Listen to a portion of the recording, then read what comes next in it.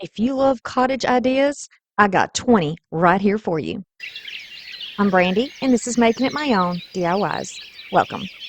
This is a compilation video, which means it's made of many parts. Any competitions or contests or giveaways are closed. Keep watching. All right, we're going to start off with a 4x6 little house-shaped frame. 2 of these from Dollar Tree. And we're going to use 4 of these little picket fence pieces. And here's the little code on the back.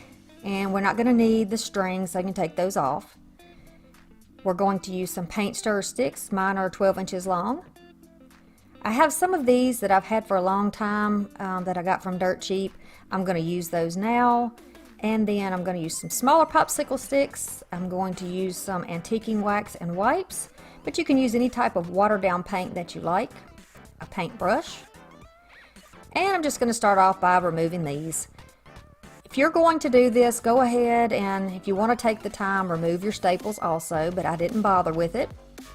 Then we're going to open up our frames, take the backing, the glass, the paper, and these little tabs that hold it down. I'm going to take all those out.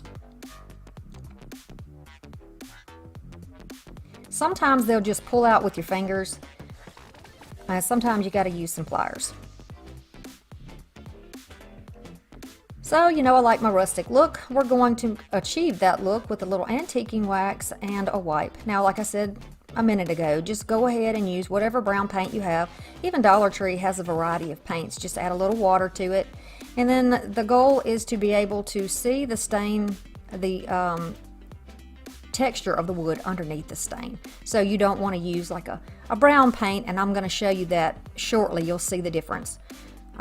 Using some type of a antiquing wax or a watered down wash will give you a rustic look where you can still see the wood grain. So I'm going around all of my edges and trying to get in between the slats also. Being a subscriber gives you notifications of all my updates, all my new videos, and tabs in the community posts, so we get to talk there too. Plus I do giveaways pretty often, and you don't want to be missing out on that. Okay, so if you see here in between, there are some little like splintering or little rough spots. You can just go ahead and fold down a piece of sandpaper, and mine did come from Dollar Tree. Fold it down and just run it right through those cracks and smooth it down. Now you could do this beforehand, it'd probably be best, but I did not do that. You can see the little, I don't know if you would call that like a backer or whatever that holds those pieces together. We're just going to go across those little beams in the back with some brown paint. I didn't water this part down because I like it looking like it is recessed, and if you use a darker color, it will kind of push that to the back. Visually anyway. Okay, so this is what it looks like if you just use a regular brown paint. And I think this is Teddy Bear by Folk Art, this brown color. And you can certainly do it this way if you would like. I'm just doing this because I know that the arrangement I'm going to do, you will not be able to see the pickets on the inside of the flower box. But on the offhand chance that in a later season when I change this out to something different, you might be able to see down in the box. So I think it would be best if I just go ahead and cover up everything that's on the inside. Now see, the top is where it's painted, and on the bottom is where you can see I watered it down with a little bit of water in that teddy bear paint. So I did that intentionally so you can see the difference. Now we got to attach these together, and I'm trying to get my spacing right. So you can see here that they are not exactly squared, meaning they do not sit flat, and those pickets are not spaced apart exactly. So in order to try to make up for that, I want my box to sit flat. So I'm standing them up, kind of supporting them with the ruler to make sure I have a flat surface on the bottom, and just using some popsicle sticks that are colored that I painted and to go across there. Now to make sure both sides are the same, I'm just going to stack them on top of one another, and we're going to follow that same process. Add your glue on the bottom and the glue on the top, and we'll have nice flat edge picket fence pieces. Now here are our house frames. You can go ahead and paint those whatever color that will match. And I'm just using these little pieces here. Now these are actually garden stakes where you can, you know, put carrots and peas and whatever you have in your garden. But I've had them for a long time, and I thought I would go ahead and use them here in case you don't have stir sticks. Grab something that maybe you've thrifted or that you already have in your stash that you haven't used yet. So we're gonna just go with what we have. I'm going along the inside edge of that frame to decide how long I need my pieces to be so that they will fit snugly down into that depression in the frame. I'm going to do it on both sides. And then you can use whatever process you want to use to cut these down. I do have a miter box and a saw, and so that's how I chose to cut mine down. I'm going to start with my centerpiece. I do recommend that you want to use something like maybe a Gorilla Glue, or if you have a regular glue stick. If you want this to last a long time, you might want to use something like E6000 to do this. Totally up to you. But I know this probably would not hold up to the weather, you know, outside on your porch if you're using regular glue. So I'm just going to space these out a little bit so that they kind of mimic what we have going on with the little picket fence sides. And then we're going to put little cross beams that are also painted because we want this to look like the fence. And see, the fence has it in the back. Now we want that to be the same thing on the both ends of our box. So these are the ends, the tall ends, the tall frame pieces rather. I'm going to trim down these just with my little bullnose pliers. They're also little wire cutters. I'm going to cut those down, and then they will fit nicely on the back there. You can still use stir sticks or large popsicle sticks. Whatever you have, go ahead and use that. You may have more than 3 pieces. If your pieces are thinner, you may have 5, you may have 4. Whatever you have, just make it work.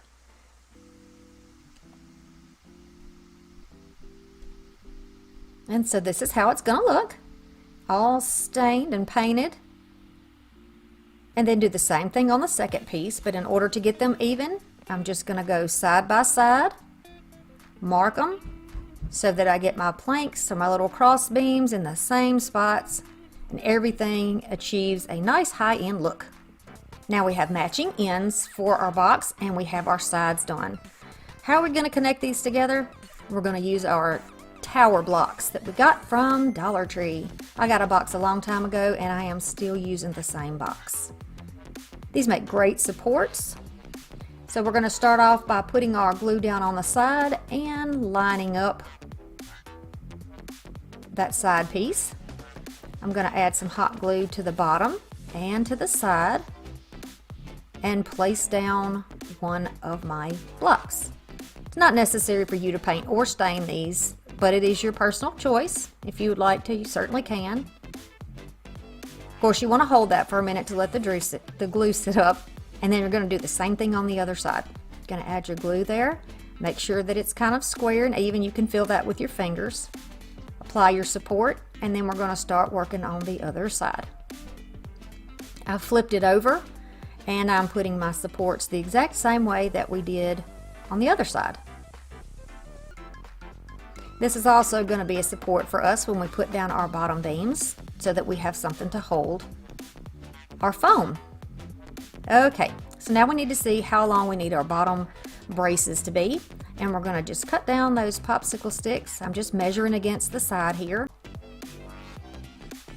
All right, we're going to place the first one down there, and then we're going to do the next one.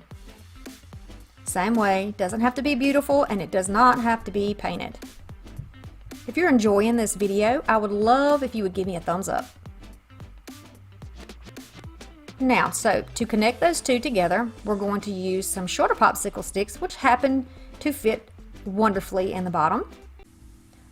Leave me a comment below if you are enjoying this video. If you've never done another one of my projects, but you've been watching, you really should consider doing this one. This one is so inexpensive, and it's going to take you all the way through the year in all of your decor. So Dollar Tree offers 2 different types of this foam that I was referring to. One of them has 4 pieces, and the other one is one long rectangular piece. It's going to take one piece of the smaller ones and one of the big ones to fill up the bottom of this. I'm just going to glue it down to make sure that my foam does not come out or wiggle around when I'm trying to make my arrangement, because I'm going to be putting a lot of flowers in here and really packing them in. Okay, so now I'm going to take my thrifted flowers and greenery, and you can certainly get things at the Dollar Tree that are really gorgeous. Mine all came from Goodwill. That's where I thrift my florals. And here's an example of the things I'm going to be using: some mini roses, a couple of types of hydrangeas, and these are kind of peachy and pinky color, which I am loving this spring. I'm going to add in my greenery, one of these big sprigs, because I only have 4, one to each corner. All right, I'm going to start in the middle with my tallest flower, and this is going to be hydrangeas. They kind of they look better as they are in nature, and they kind of form a ball, like a little floral ball. So I'm going to try to keep that look when I put all of these pieces in here. I'm going to keep them kind of domed where the highest part's going to be in the middle, and they'll be a little bit lower on the sides, and then I'm going to add some greenery and those little roses here and there to just give it a little more texture and a little more interest. Don't be afraid to cut down your flowers, your wired stems, to cut leaves off where you need to. That's what it's there for. Get your wire cutters, go to town on it. You can always, if you cut something too short, add a pick to it, glue it, add some floral tape, and fix it right up. And we're going to continue to look at it from all angles and see what we want to add next. I'm going to go in the sides, and I kind of want to do the same thing in the front and back. This is going to be more of a symmetrical type. You can see how it's domed here. This is a symmetrical type arrangement. We don't have that wild look that I usually go for. We want things to be completely in harmony. With an exception, I do put some things hanging down in the front, just a little bit. So here are these cute little roses. I'm going to leave them in bundles of 2 and 3 and just add them here and there. They are almost exactly the same color. I can just see this box for every season already. I have ideas of how I'm going to use it, and I'm so very happy to say that I will be using this box throughout my decorating this year. I'm loving this so far. I wanted to add a little bit of this bluish green because I think that it looks really great with the peach, and it gives a little more variety in the greens that we already have in there. See, now it's where it's taking it to a more rustic or cottagey look, because I'm adding all those other little sweet details into it. And this is what we got so far. What do you think? This is the time to add your final touches. Put in some extra where you need it, move some things around. Here is our flower box. Isn't this adorable? I absolutely love this. Love it, love it. Y'all mean so much to me. If you're a viewer and you would like to become part of this YouTube family, it's so easy to subscribe, and it is totally free. And I give you all the goodies because I believe in you and I believe in our creativity. I thrifted this little sign. It's actually, I think, supposed to be like a copper undertone with some tarnishing, but it's actually like some type of a plastic. It is old, but I could not read the writing on the back, so I'm not entirely sure where it came from, but I love the piece.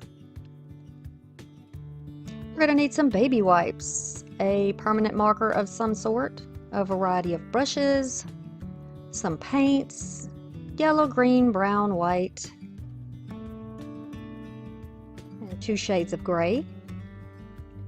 We're also going to need some white wax, or you can use clear. I'm going to take a regular chippy brush to clean off this little sign or this little hanging decor piece. There are pieces of little tiny pieces of dust and cobwebs all over the items that you get from the thrift store. You always want to clean it off and get every little piece of stuff off of there. After I brush mine down, I'm going to be wiping it off. I'm just using a baby wipe, but you can use antibacterial wipes or just a damp paper towel or rag if you would like to do that. It's important to do this because we're going to be painting it, and once you start putting paint down over a dirty surface, it makes a big mess.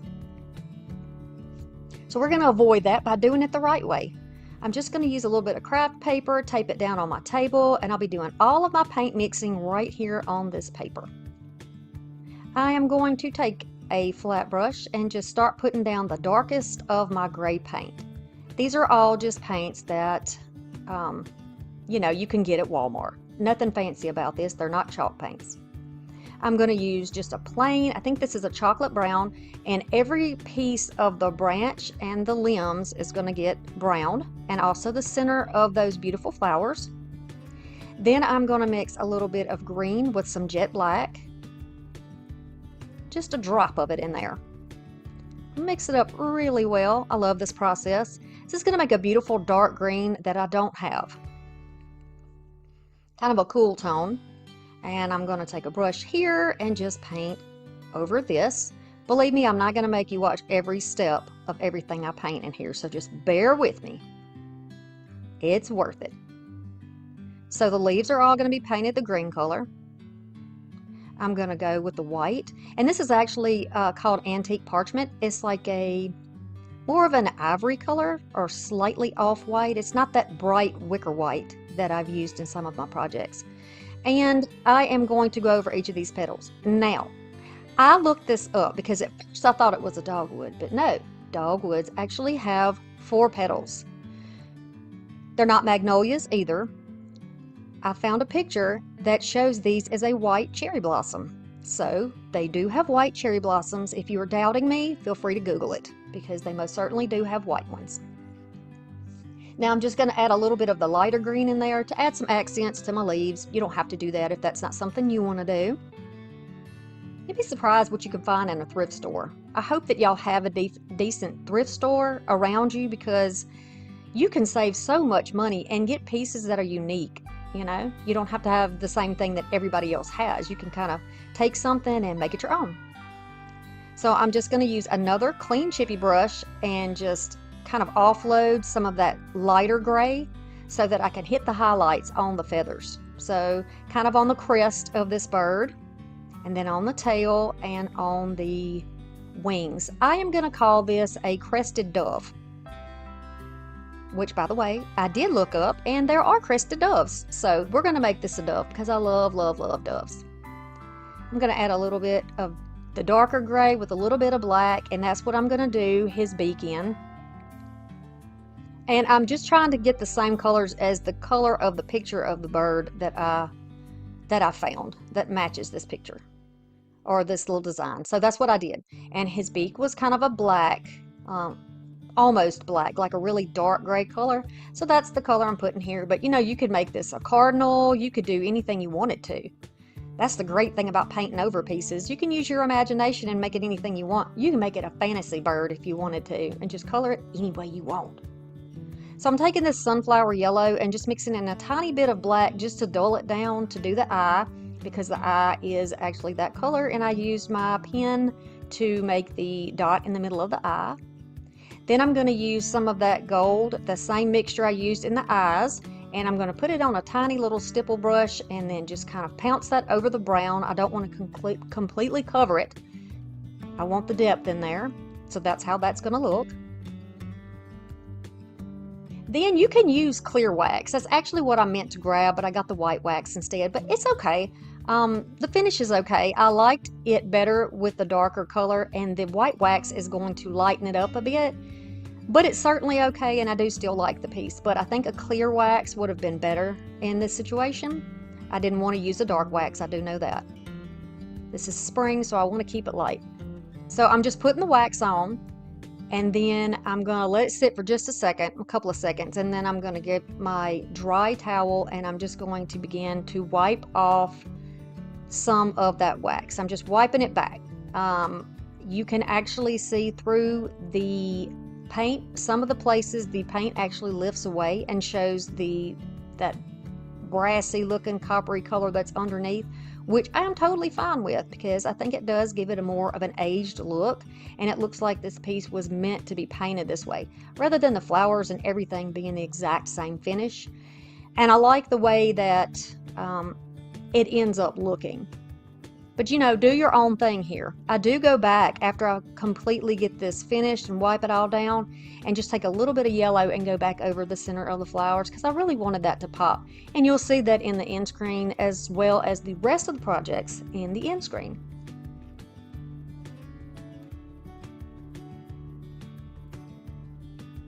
And so this is how it looks, and this is of course before I put the yellow in the center, but I think this is much better, and I think this looks much more cottagey, springy. What do you think? Now all of these projects are a little bit different, but they're all different types of cottage. So these are some things that I foraged for in my yard. Looks like a tiny little piece of a nest. We've got some turkey tail mushroom and some other types of fungus. I've got a little wreath form here, a little tiny wreath form, and then I've got some thrifted flowers, a little thrifted candle, and of course the lantern is thrifted, and here is some dark gray paint, same as we used before, and this beautiful little lantern. Now if you can't find a lantern like this, that is not a big deal. You can get a lantern at Dollar Tree and probably do the same thing. Process may be different, but you can take the inspiration and do what you can with it. So clean it all up, and this has been cleaned up. I'm just going to slide the glass part off. You can see that this is metal. Love the color of the finish, but I don't like the color of the mirror light candle. So we're going to change that up and make it match a little bit better. I'm just going to take that paint and I'm going to put it on, at first I grabbed just a wet wipe that was dried out, and I'm just going to kind of pounce it up and down to just give it like something to grip the final coat to. So we're going to take all the shine down as much as you can, and also on the top, but don't get it on the candle wick. You could always tape that off if you're not sure of your space there. If you keep bumping your candle, just go ahead and tape it off. Then I'm going to take a little pouncer and I'm just going to go up and down with this. It's a little sponge brush. I don't know if you can get these at Dollar Tree or not, but it's worth trying, and they're very cheap if you have to get them at Hobby Lobby or someplace like that. So you see the difference here. Much better. Now with these thrifted pieces, I am just going to pull them off the stem, and then I will be able to break them down into smaller sections. I'm going to grab through this green mossy looking stuff, and I am going to protect my fingers, of course. And then I'll be laying this down on the wreath. I want to not put it on the top, but kind of on the outside toward the top. Not on the inside though, because we want that space to remain. It's going to go back in the lantern, so it needs to have room to go there. I've already tested it. It does fit. So as long as I keep that moss out of the way from the inside, everything will go back together perfectly. I am just really not that good with finger protectors. I use them. I recommend that you use them. I don't want anybody getting burned. Not on my watch, people. Not on my watch. Got to keep those crafty fingers healthy. But when you're using moss, it's very sheer, and I don't want to burn my fingers off. So yeah, we're going to protect them. And then I'm just kind of trimming out where it's a little bit thicker. And now you see how this fits right back on top. Just fit that right back in there, and it won't be in the way of the glass or anything. I'm going to make sure that I put a little glue in there to tack it down. Let it dry. And this is how it will look so far.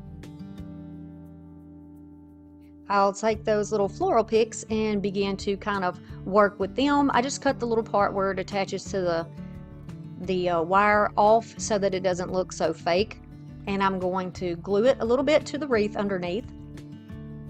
Once it is attached on the bottom, then I'll take the little floral piece or this little seeded piece up to the top and just glue it right on the edge. Cut that little plastic part off again. We don't want to cheapen our look, right? And then we're going to add some glue to hold this down on the other side, just like we did the first side. You can put them on the back side of it too if you want, but I don't think that's necessary. I'm really just going for mainly decorating the front, but you will see I do put a lot of these turkey tails around into the back also. So I have a video where I'm walking around my yard checking stuff out and foraging, and I foraged these little turkey tails, and they come in a huge variety of colors. I hope to get more so I can show you what they look like. These are kind of a bluish gray with a little bit of tan, but there are some gorgeous colors. We have to wait until it rains, and since it rained so much yesterday, I bet they're going to be all over the place today, and I cannot wait. I actually found a little puffball mushroom in the yard yesterday when I was walking to the lake, and it's the first one I've seen so far this year, so I'm excited. If you're going to use these pieces from outside, be sure that you let them dry out so that they don't have any mold or anything in them, and then give them a good shake to make sure any little dead critters or whatever comes out. I'm not scared of that kind of stuff. I mean, I am the kind of person who walks around barefoot, and I will lay down in the grass. So I'm not afraid of dirt and minuscule germs. But if you are, that's okay. You know, you might want to bleach things, or I don't even know how you would, the way that you would do that. I don't even like the idea of thinking of all those chemicals. Ew. So I'm going to take after I've got all my turkey tails down where I like them, I am going to put that little piece of nest or whatever that is down in the bottom, and then put the candle on, slide the glass back over the top, and it's just going to clamp on there. And I didn't glue the candle down, that way I can turn it on and turn it off with no problem. And it's not going to go anywhere. It's kind of wedged into the grass and the sides. You can see it didn't even fall when I almost dropped it. Can see that how it is looking so far. Then you don't have to do anything to the top of your lantern if you don't want to, but for me, I think I want to add a little bit more. So I'll take some of these full pieces here, and I'm going to put them right on the handle. And this is me kind of trying to show you what I'm doing, because I don't have the angle that can show you every step I take. So I like to be able to pick up the project and kind of give you an idea of what's going on from time to time, so you can see what I'm doing. But if you were doing your own project, you'd be standing above it or sitting above it or whatever anyway. So this is how we do it. Just tied it with a little bit of jute, and again, cutting off those little cheapy ends. And then I'm going to hot glue it so it doesn't slide off or slip on that hanger. Get glue, spider webs all over my fingers. I don't want any frays.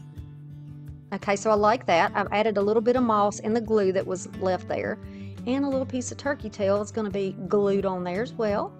I mean, this is going to be repeating the process all the way through, you know, seeing all the different little pieces that we put in it, replicating that. So a little bit of moss, a little bit of greenery. Then I'm just going to cut this off so it's better scale, and add it back in the middle of the greenery so it looks like a smaller piece. And that's how the lantern's going to look. So of course, you know, we're going to be using a little bit of ribbon. This beautiful sunflower ribbon I got on clearance last year. I have some plaster chalk paint. My favorite paintbrushes, the flat ones. And these are some transfers that I got from Crafter Square at Dollar Tree. We're going to mix these up a bit. This is a thrifted sign that I got at Goodwill Bins. So always start with your thrifted pieces by cleaning them up. Just a little baby wipe or a disinfectant wipe. Clean it all off, get the dust off, get everybody's grubby little fingerprints off of it. And then remove as best as you can any stickers, tags, writing that happens to be on there.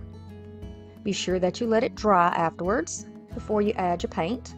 I'm just going to put this paper down to protect my table, and then we're going to use this plaster chalk paint and go all over the bottom of this side. I'll leave the top and the hanger as they already are. I like that look. So we're going to look at these stickers here. And there are two different prints, and they're back to back in there, so good value for $1.25.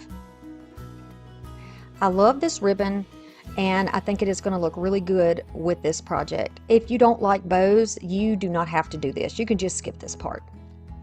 But I think a nice little simple bow here would look great when I put my sign together.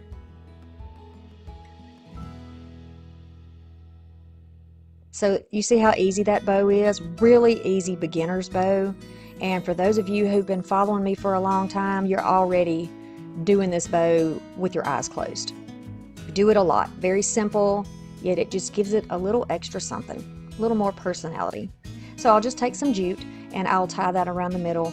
And I think I give it, you know, at least 2 knots, maybe 3 knots, just depends on if it feels like it's tight enough. You can use floral wire, you can use a really thin ribbon here, baker's twine, whatever you have to, you know, just keep your bow together. Then you can kind of, because it's wired, you can kind of move it around and fluff it out a bit. This bow, fortunately, does not require wire in the edges, so if you don't have that, you don't have to use it. It will really stand up on its own. I'm just going to dovetail my ends, but you could do a slant if you wanted to, or you could leave them straight across. You know, whatever floats your boat. Did I say across? Across? Yeah.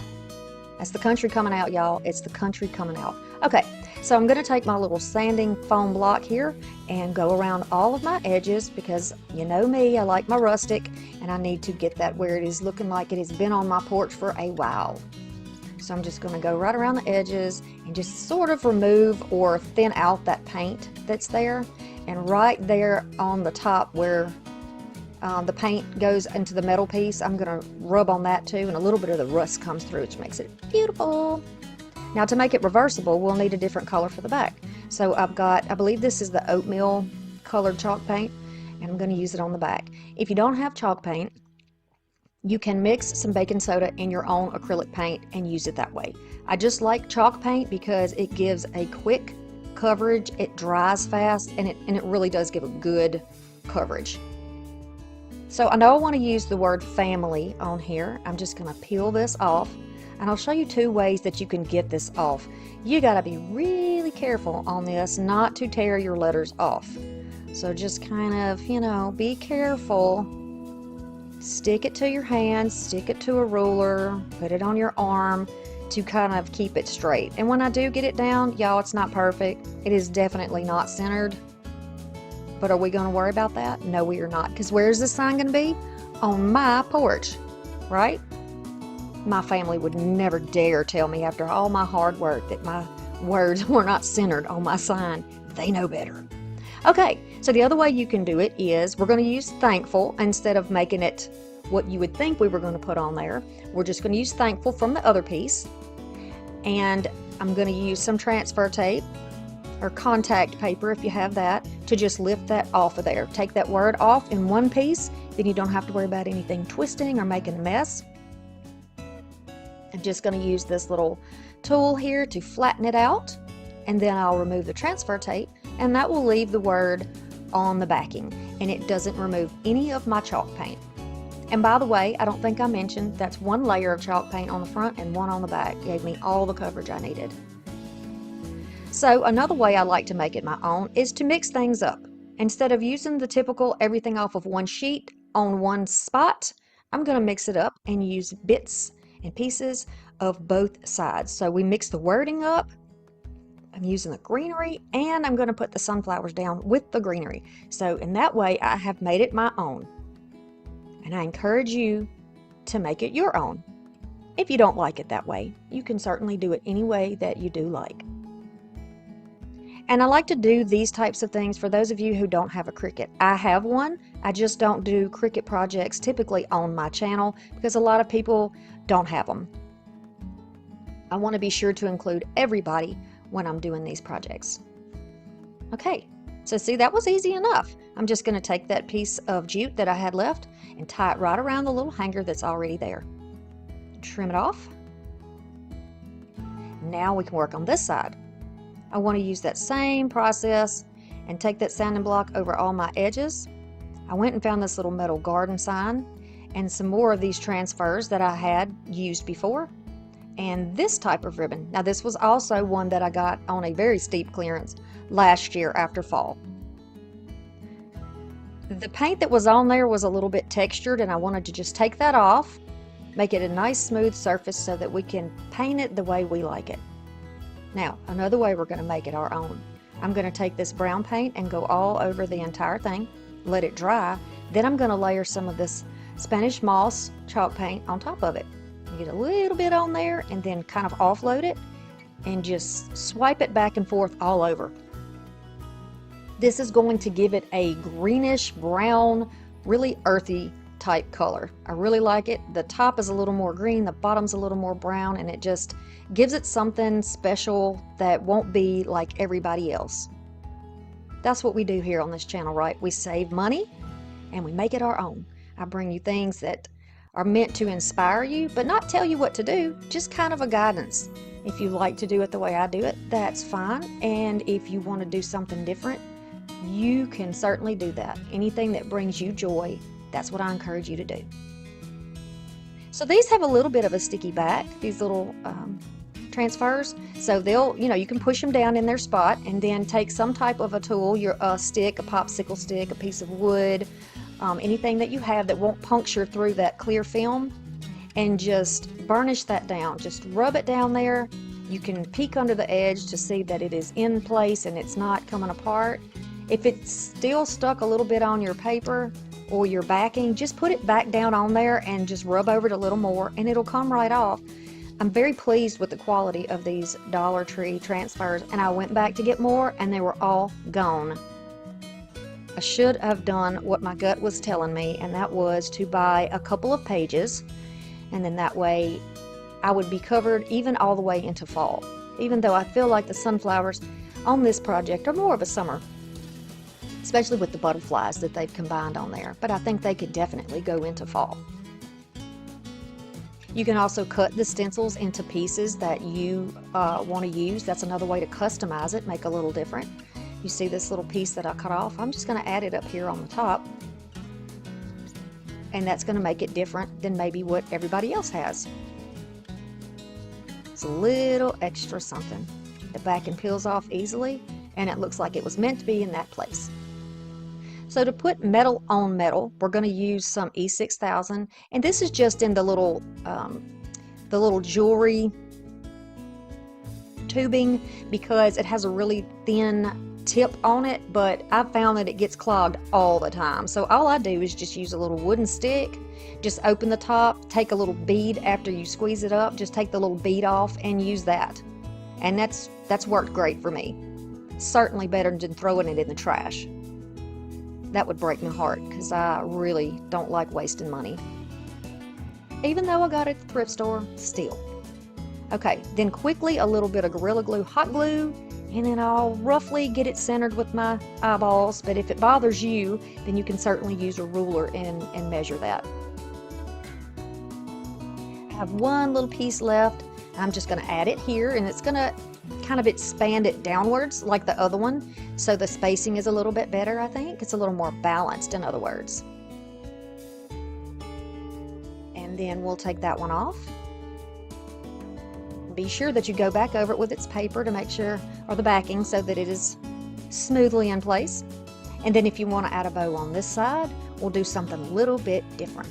So we're taking 5-inch pieces, and I'm going to use a variety. So we've got some of this linen cotton, we've got some trim from Dollar Tree, and some of the beautiful sunflower ribbon. And we're just going to make a little messy bow here. It's called a messy bow, but I like it to be more of an organized messy bow. Kind of organized chaos, I guess you could say. We're going to just stack those up in X's, and I'm going to use some jute. Hold that in place, flip it over, and then I'll put a couple of knots here too. These will tend to fold up when you tighten them, but don't worry about that. You can pull those back out. See there? They'll flex right back out. These ribbons, except for the trim, do not have any wire in them. Just so you know, it's not required for this. You can use any old cheap ribbon. And my Dollar Trees have tons of ribbon now, just any kind of colors you can imagine. But most of them don't have wire in them. So, you know, get whatever matches whatever theme that you're working on and save yourself a little bit of money. But check your yardage, because sometimes it's 3 yards, sometimes it's 9. So just, you know, make sure you're getting enough for what you're doing. So now to place it down, I'm just going to use a little bit of the E6000, whatever super glue you have would work, and then my Gorilla Stick glue right down there on either side to hold it until the other glue has time to make a permanent hold. I'm just going to kind of fiddle around with it until I get the placement that I like, and then hold it in place while I fluff out my bow a bit.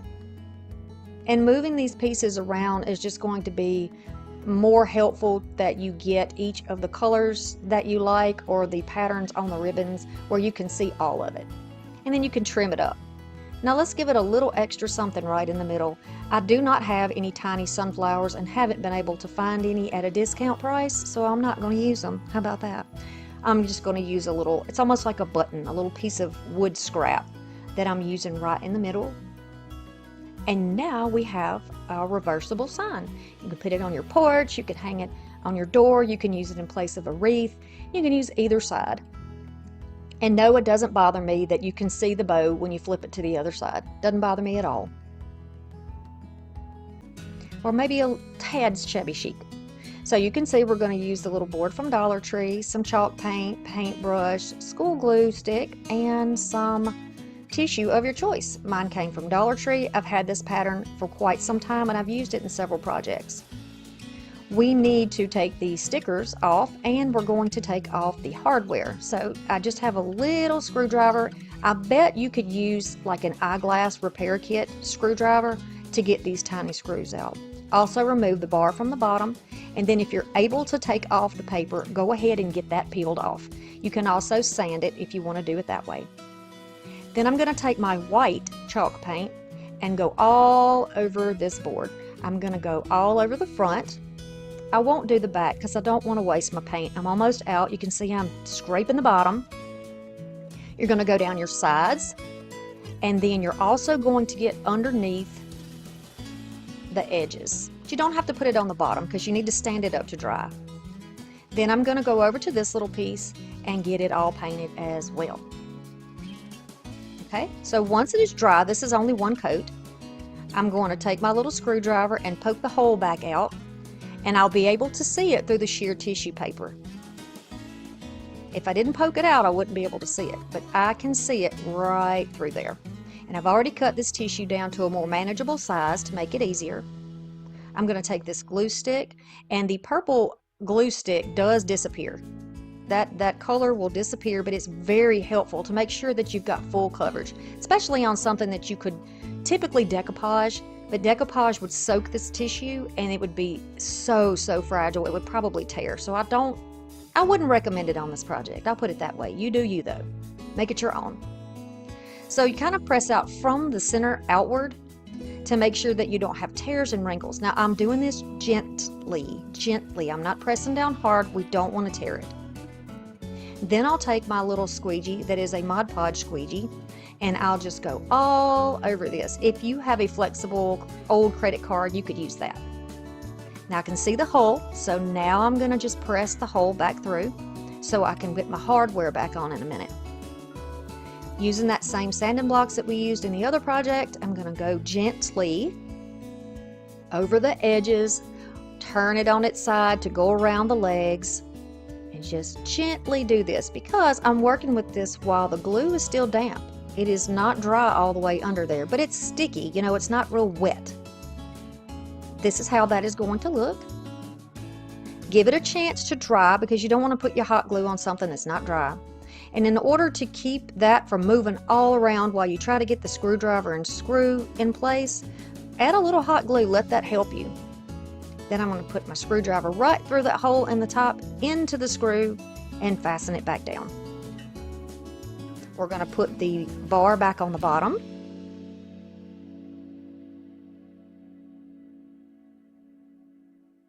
Approximately in the same place, just really depends. You could put it up higher if you wanted to. If you're going to do a photograph, you know, you could just kind of base it on the size of your photograph. These I pulled off some old baby headbands that I found at the thrift store. And I thought, how cute would these be? Once I choose my color, and it's sort of a dusty mauve color, really pretty, I'm going to add a bead in the center, and then I'm going to add some hot glue on either side, keeping it relatively close so that it will fit on our little clamp up there. Press it into place, give it a chance for that hot glue to grab on. And then the fun part is you get to decide what you want to put on it. Here's some little cards. You could use a scripture card, you can use a photograph, you can use a card somebody gave you, a little drawing that your grandchild or your child has given you.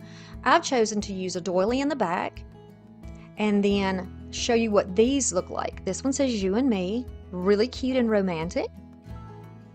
The colors look great together, I think. You can use love here if you like more of that look. And then I love you to the moon and back, this yellow one. And I'm using this in memory of my mother-in-law who we lost several years ago, and we love her to the moon and back still. Y'all, this one's fun. I got some dark chocolate paint, a couple of paintbrushes, of course, some more of that E6000 glue, a popsicle stick, and some Jenga blocks from Dollar Tree, some scraps of florals, a little fencing that I got at the thrift store. You can get it at any craft store. It's got wire in it, a little scrap of matte moss, and this ornament from Dollar Tree. You can use any house though. You don't have to use this little ornament. I like the size of it for what I was doing, so that's why I chose it. But the shiny side's going to be difficult to stick anything to. You want to make sure that everything goes on the flat side. Take the sticker off, wipe it really good, and make it pretty. We're going to fill in the hole at the top. So on the shiny side, we're going to take a little masking tape or whatever tape you have. I just used this because it was white. I'm going to press it down, and a little bit of that lightweight spackle from Dollar Tree. I'm going to press down in there and then kind of pile it up on the top to make sure I have plenty on there. It's easy enough, and you could really just do it with your finger if you wanted.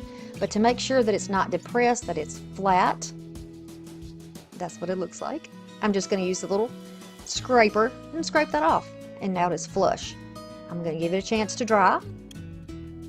And while it's drying, I'm going to figure out how I'm going to put the fence on the house. We're going to need a little space so we can have a flower garden out front. And I'm just going to use my nippers here to just kind of, these are my bullnose pliers or cutters. I'm going to use those to cut my popsicle sticks. But whatever you have, you know, these are thin. You could always cut these with a pair of crafting scissors if you wanted to. I just don't want to dull my scissors that way, so I've opted for this, this way of cutting. Then I'm going to sand it because I want it to look professional. I don't want all those splinters on there.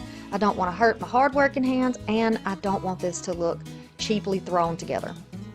So now I'm trying to get an idea of how I'm going to make a space in the front. We're going to use this chocolate paint and paint the popsicle stick and both of the blocks. You can cut some 1-inch pieces of popsicle stick, but I found this bag of little, I'm just going to call them shingles because that's what I use them for. These transfers from Dollar Tree. Look at these things, y'all. How farmhouse is that? 3 different options. And since we're going into, we're doing spring and summer here, I'm going to use the lighter color. And I think that that lighter color is going to be beautiful against the dark chocolate paint that we've used for the fencing and the yard. So I'm trying to use my hands and fingers to center this pretty much to make sure that the pattern is straight. And then I'm going to rub it down with my hands, and I'll grab that same tool. Now this tool that I have came from a basket making kit that a friend of mine gave me from Goodwill. So thank you, Lorenzo, for that. And then once you get it all burnished down, I'm just going to rub the rest of it around, and I do have some stuck on my hand. It will stick to you. It will definitely stick. Look at my finger. I've got it on my finger. So now it's nice and smooth, and we look like we have a little wooden house, a little painted wooden house. This is going to be the bottom, and we're going to just mark where this needs to be. You can use a pen for that, or you can just kind of eyeball it again, and then take some of that Gorilla Glue, place it down on those marks, and make sure that you let that dry before you move on. So once they're both done, we're going to turn that to the side, add some more Gorilla Glue, or a combination of Gorilla Glue and your super glue, whatever kind that you have. And we're just going to apply it to the building blocks because they'll hold it in place. You don't have to worry about trying to put anything on the bottom. I will press those to the sides. There's a little tiny gap, just a fraction of a gap on the sides. We're going to put a grass piece down here. You can skip this part, or instead of painting your bottom a brown, you could always paint it green. A little more glue here, and then we'll just put that piece down. You could also use some of that faux astroturf if you wanted to. I just like the moss mat. I use what I can find, really. So I chose these flowers because when you pull them off, they look like little bushes or little bunches of flowers that would be pretty much the right proportion for what I'm looking for. They came from the thrift store. It's like a baby's breath kind of thing, but you can use whatever you find. Dollar Tree has lots of little goodies you can look through. And then I'm going to take the flattest part and put it toward the back, add some glue, and just put it in place. Give it a chance to dry. I'm going to add one more in the middle. This is a nice little English garden we got going on in here. Perfect for the cottage. So you can see that these little pickets are on a wire just like a fence would be. I am going to measure and use my clippers and cut them down. I have a little excess, but we'd rather have more, right, than less, because we can always cut more off. Now, if you get your dimensions right, you'll be able to glue down partly to the block, partly to the little house in the back. Give it a chance to dry, then you can gently fold it and then pull it around to the other side. Add the glue there. Again, you can use a combination of glues if you need the extra hold, and then fold it over. You can see that my wires are still sticking out there. Not a problem. We're going to use those to our benefit. Add extra glue in where you need it. Not a problem, and you really can't see it because we painted that stuff dark. And the idea of it being dark is that it disappears kind of into the fence. So now these are just a pair of bent pliers that goes probably with jewelry type stuff. I get everything thrifted, so I'm not really sure. And I just bent the wires backwards. That's going to help hold it in place. So we're taking advantage of that. Now y'all, when I was little, my grandfather had a chain link fence in the front yard, and they grew, I think they're called narcissus. And they grew in front of the fence where it was in the yard, and they went through the fence, and you could see them on the outside of the fence. And I always thought that was so pretty. I don't know why, but in my childhood mind, that just made them look better. So we're going to have our little flowers growing wild too. And we're going to put them here and there. You can see them on the inside, and they're growing out of the fence. They're just spilling out everywhere with life and goodness. If you don't want to do yours this way, you do not have to do it this way. And if you don't want to do flowers, you could always choose greenery. Maybe some mini ferns or some grasses or something like that would be cute. Just to give you an idea. It's all about making it your own. Whatever looks good to you, just take my videos for inspiration. So I'll just add some more here and there where it looks like they would grow. And you can see that it stands up on its own. There's shine all over this, right? There's a shiny spot where it's covered in whatever they cover it in. So I'm using a nail file here, and I'm just going to really dig into that and try to remove some of that shiny stuff. To give us a little more stability while we're working on the roof, I'm just going to glue a jingle block on the back. We can take that off later, it's not a worry. I'm going to use my E6000 to go along the roof line, and then we will be using hot glue also, but this takes a while to dry, so that's a benefit. We can take a little more time with our placement and not worry. I've painted these little shingle pieces that I called them, and I'm going to start adding those where they're overlapping. So the hot glue section will go, it's going to overlap about 1/3 of the way down on the shingle that is underneath it, and then the other part of the shingle, or the upper part, will go down into that E6000. This will really lock everything into place.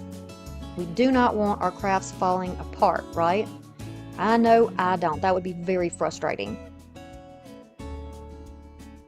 So once I've got those in line, I'm going to go back over it with hot glue right in the back. And this is going to give it some more security. The little tiny gaps that are in there will now be filled in by that glue. Once it cools off, you can kind of take your finger and run down it and, you know, make sure that it's nice and smooth. And we'll start on the other side. You can cut these little pieces into whatever size you need to make sure that it fits on your little roof here. Now I've left the very top part open because we're going to have a smaller section that goes over the top that we can connect together to make the peak of the house. And you see how we did that? We just cut those little two pieces down. Now don't worry about the back looking messy. You can always cover that up. This to me is important because it's really going to secure everything down.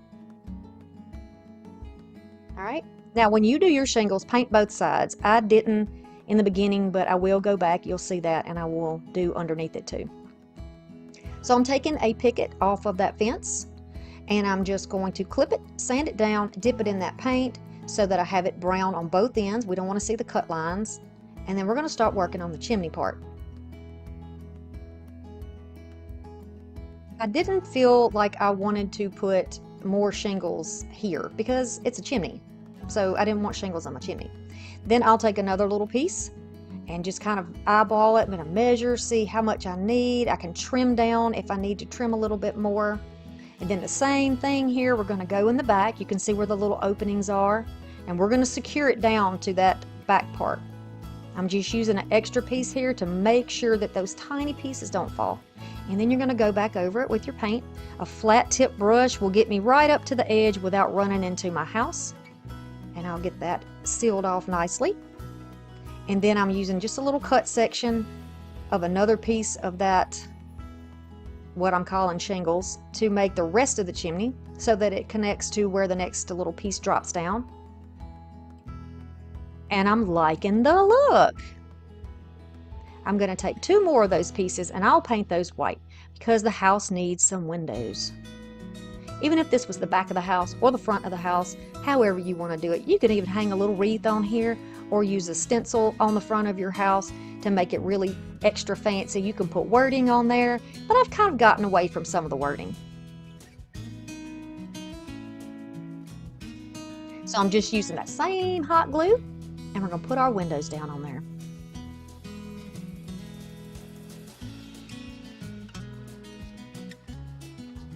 I think this is really cute. Cute little cottage. Maybe it's a summer cottage. Now you can remove your block from the back if you're ready to, and you can use some type of a blow dryer or heating tool to remove all the little glue spider webs that are on there so it looks finished and complete. You can also paint the back if you like. Here are our little summer cottage-y ideas. So we've got the more rustic garden sign that's reversible. We've got the more of an English garden little memo post there. And we have our little cottage house with the little garden. I always encourage you to make it your own. I want to say a big thank you to the 4 ladies at H&R Block today. We're going to start off with some little wooden cutouts. I know that you can get stuff like this at craft stores and at your Dollar Tree or at the thrift store, which is where I got mine. You're going to need some Mod Podge because we're going to decoupage today, and a little paintbrush. I'm going to use a lighter, and then I'm going to use some napkins. And these gorgeous napkins came from Marshall's. They're beautiful, and it just screams cottage to me, definitely. What do you think? So I'm just going to separate my pieces because I prefer to work with one piece. You have less wrinkling, just in my opinion. And then I'm going to start laying down some Mod Podge on one of my bunnies. We will be doing this to all of them. And I just want to make sure that I start off with a thinner layer and then get just, you know, make sure that I get all of my areas. I don't want anything to come off. I'm going to lightly lay the napkin down, just choosing which area I like with the flowers, and there's a big variety, so all the bunnies will look different. And then I'm going to carefully pat it down and then go over it with a little more Mod Podge to seal it down to the wood. If you want to paint the edges of your bunny a different color, you can certainly do that, but I like the wood So I'm going to leave it that way. You know, I love rustic, and I like the rustic cottage look, so I'm just going to cut it out. And then I saw this little trick. I think my friend Trish did this on Crafting Cousins. I wanted to try it. So this is one way that you can do it, but you better be super careful if you try it. It left a little black mark on my napkin. I don't know if it was the type of fabric or I don't know what happened, but I just went ahead and took my sanding block and sanded off those darker areas. But it surely did get a nice, close, almost cut, if you will. So we're going to go on with the next one. This time I'm going to just do it the way that I normally do it. I've chosen another little area that I like, and it's different than the other bunnies, so because the flowers are different, it's going to give them a little bit of a different appearance, and I like that. They'll be unique. I'm going to cut them off. My little handy dandy scissors. I got some new scissors. I'm excited about those. And then I'm going to take my sanding block and just go downward and away on the edges, all the way around the bunny to make a nice clean finish. And you can see the edges that I'm talking about. These are just natural wood. I didn't paint anything underneath. You could probably paint the whole bunny white if you wanted to really make that pattern pop, but for me, I like it this way. You can use a nail file also if you don't have a sanding block. And then just be sure that you go back over with your Mod Podge to seal in your beautiful napkin. And so here's another one. I'm going to use more yellow on this one. Place it down. Now, if you don't have these napkins, don't worry about it. Get napkins wherever you can find them. Right now, I think the spring and Easter is 40 off at Hobby Lobby, so go over there and grab you some pretty napkins, whatever style you like, whatever pattern you like. If you enjoy budget-friendly DIYs, I'd love it if you would subscribe and join my YouTube family. Okay, so you get the technique now, right? You're a pro at it. You can do this. Then you're going to seal it. Always, always go back and seal it. And I'm just using matte, but you could use gloss or whatever one you like. Now for the tail, I started off using some little pom-poms, but then I decided, you know what?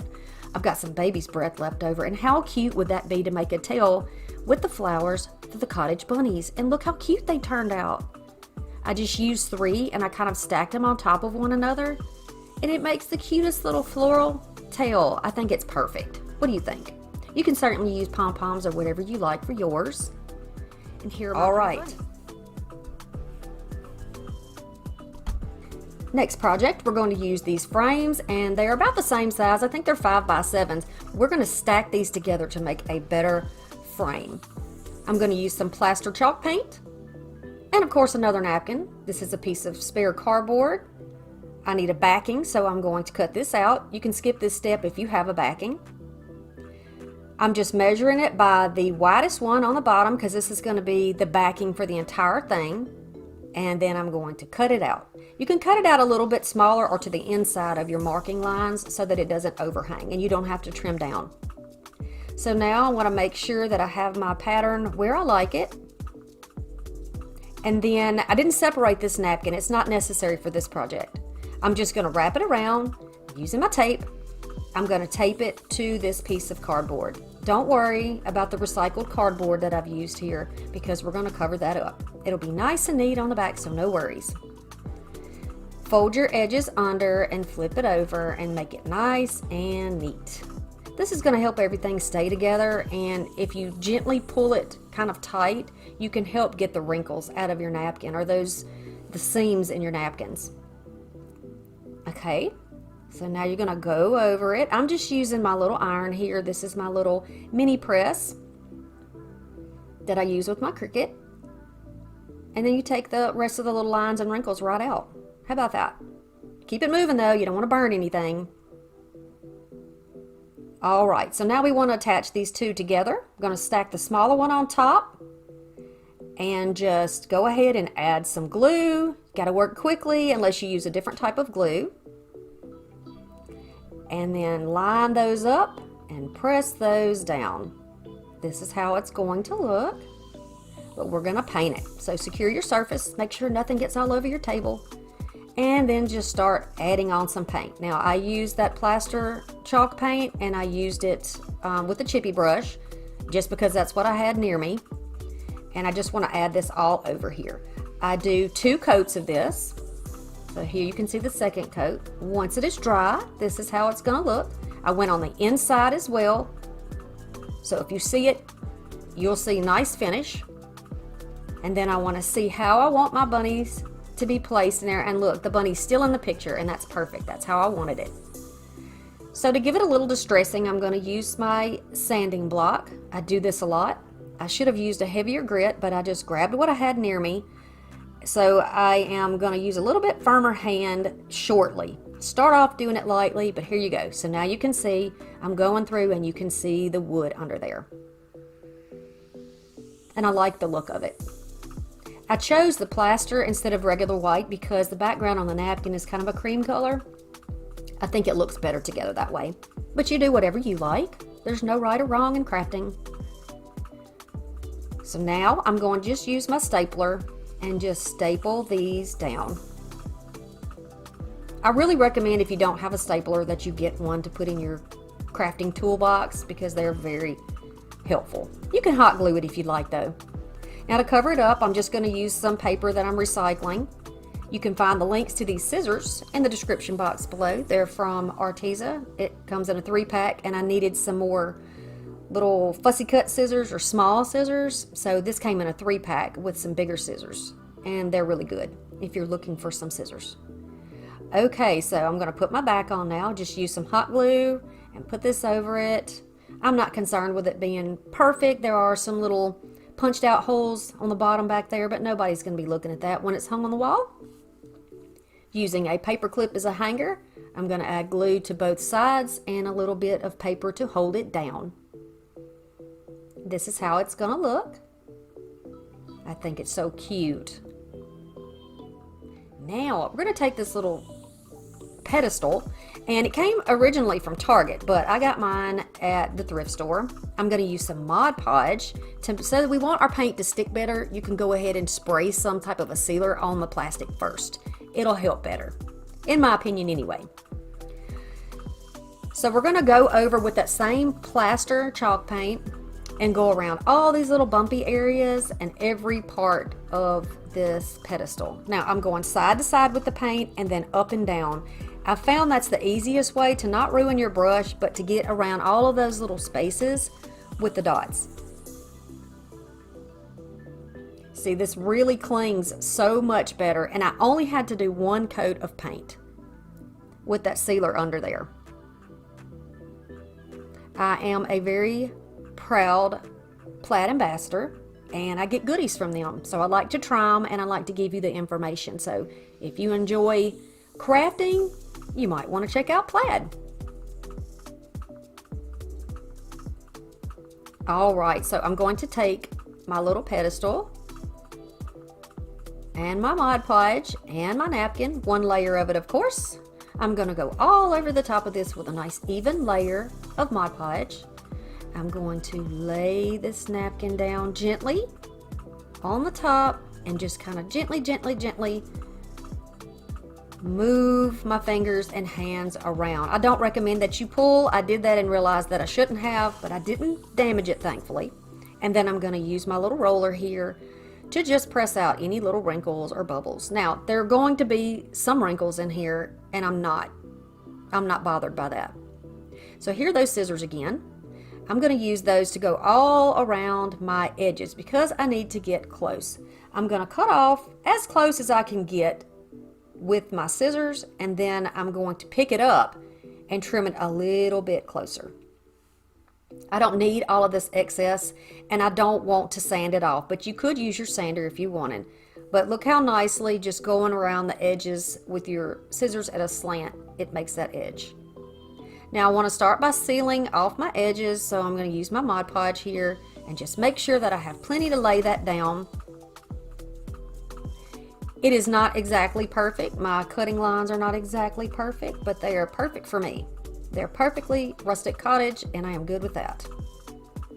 Don't you just love what you do when you're crafting? I know I do. I love crafting. I love creating for y'all. I love sharing, ideas with y'all and giving you ways that you can save money while still making things that look wonderful in your home. So here's our beautiful little bunny pedestal. Isn't it cute? It's not food safe, but you can use it as a riser for whatever you want to to use. Put your decor on it, or, you know, put a secured candle on it, or maybe 3 candles would be pretty together. The little battery operated candles. So I've got some ribbon here. Some of it is thrifted and some is from Dollar Tree. You know, just whatever pretty fall colors you like. I have a little scrap of foam and some floral wire. I have a foliage pick here that it's going to coordinate with my beautiful dahlia. And this was thrifted. And then I have some of these pretty picks too that were thrifted. This is a gorgeous, gorgeous picture frame that I thought would be perfect for a fall project. So we are going to use this as our base. So normally a picture frame has these little, some type of hooks or little switches or whatever you want to call them that actually close the backing on and the glass in so that it doesn't come loose. But since we don't have those pieces, we're just going to glue them down to get them out of the way. Alright, so now I'm going to decide where I want to put my picks. I think you could use some wheat picks from Dollar Tree, and those would be beautiful here. Just anything that you can find, you can use Dollar Tree or thrift it or take something old apart and use it. So I think I want it to go this way, kind of an L shape. I'm going to trim down that piece of foam just into a smaller section so that it will sit right here on my frame. Now at first I decided to wire this down. So I took my floral wire and I just wrapped it through the openings in the frame and just decided to go around the foam. Problem with this is it doesn't sit flat because the frame has so many little divots and bumps and indentions in it. So I decided to just use my glue gun and just put a little bit of glue here and there. I did not use Gorilla Glue because I want to be sure I can clean this up and take it off to use it again later. But if you want yours to be permanent, you could use Gorilla Glue here or some type of a super glue. Okay, so I have trimmed down my little picks that are going to be our first layer. I'm going to put the first one right in the top. I want it to be a little bit higher than the frame or level with the frame, whichever way you choose. And then I'm going to take this one, going to find the pretty side, and then I'm going to put it right along the bottom of the frame. And I like how it kind of spills downward. It's really pretty to me. So I want to use these green leaves from this flower and the head of this pretty flower on this project. Just going to pull it apart. Okay, take those little pieces of greenery and just poke those right in the foam. If you don't have any pieces of greenery with your flower, not a problem, just grab some leaves. Whatever leaves you find that you like, just use those there. Then I'm going to cut down my foliage pick, and I want to cut these in a varying amount of heights. So some will be short and some will have longer stems. Starting toward the top, I'm going to add one pick right in front of where we put our first picks down, and then I'm going to take another one and go kind of in an angle, so top left and then bottom right, and then I'm going to put a taller one right up top. You'll see just a second what I did here. I'm going to pull it down for you. Right here you can see it's kind of at an angle, gives a little interest, and then I'm just going to continue to go around. So now I'm in the other bottom corner. I like these because they have those little like dried seed pods, look like little seed pods to me, but anything with acorns or berries would be really pretty as well. Use what you have. So continuing along, I'm just going to add these in where I feel like they look good. I don't want to lay anything completely flat. You can bend your wire, that's totally fine. That helps give you a little height so that things aren't just completely flat. Then I'm going to add some hot glue and press down on the foam. And because this foam, it doesn't really stick that well with glue, it tends to melt. So I'm just going to take some of these pins that I have, and I'm just going to kind of press those down into the foam to help secure the glue and the foam together. Just press it into that plastic underneath and the base of the flower, and that's going to help hold it in. Now we're going to work on the bow for this. I'm using my bow maker that I made myself. I'll link that video for you if you'd like to try to make your own. And I'm just going to take this wired ribbon. That's the important thing here. You want wired ribbon for this kind of a bow. I'm going to flip it over so that the pretty side is always facing upward. I just kind of fold it in half, put those two wired edges together and slide it down. It seems to work best for me when making my bows. And I'm just going to make sure that both of these loops in the bow are the same length. I'm going to do this regular speed for you so you see how long it takes me to do it. So if you do it and it takes you a while, don't worry about it, right?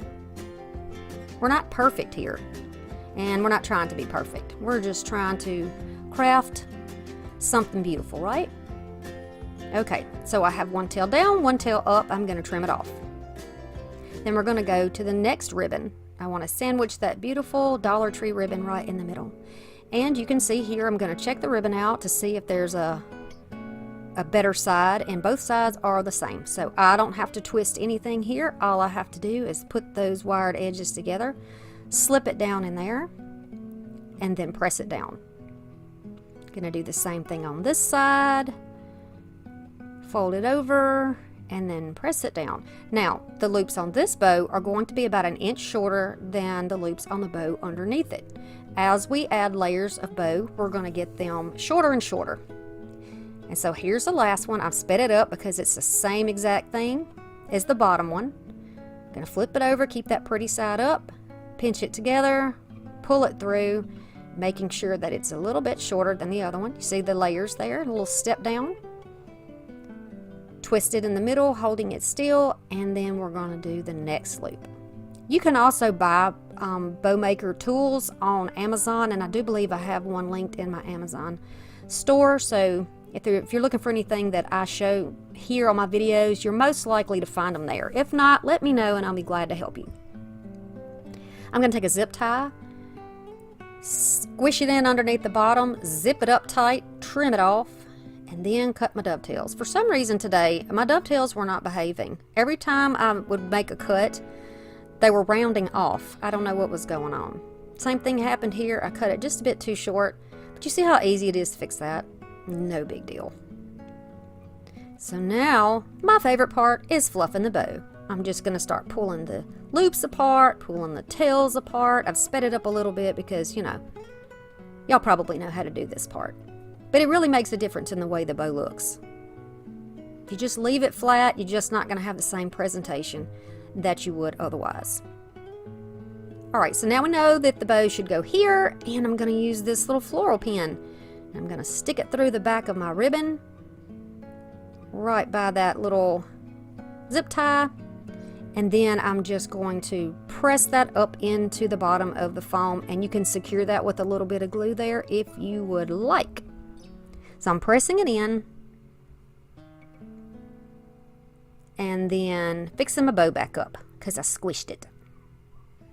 I used the fluffing all during the process of making my bow. All during the process. I just like to do it. I like the way the material feels, and I like the way it looks. It's just primping, making it pretty, right? And so at this point, you can go ahead and trim your tails a little shorter if you want. They don't have to be the same length. Go ahead and make some shorter, some longer. It gives extra interest and texture.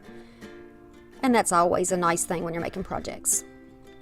Give something more for your eye to dance around, right?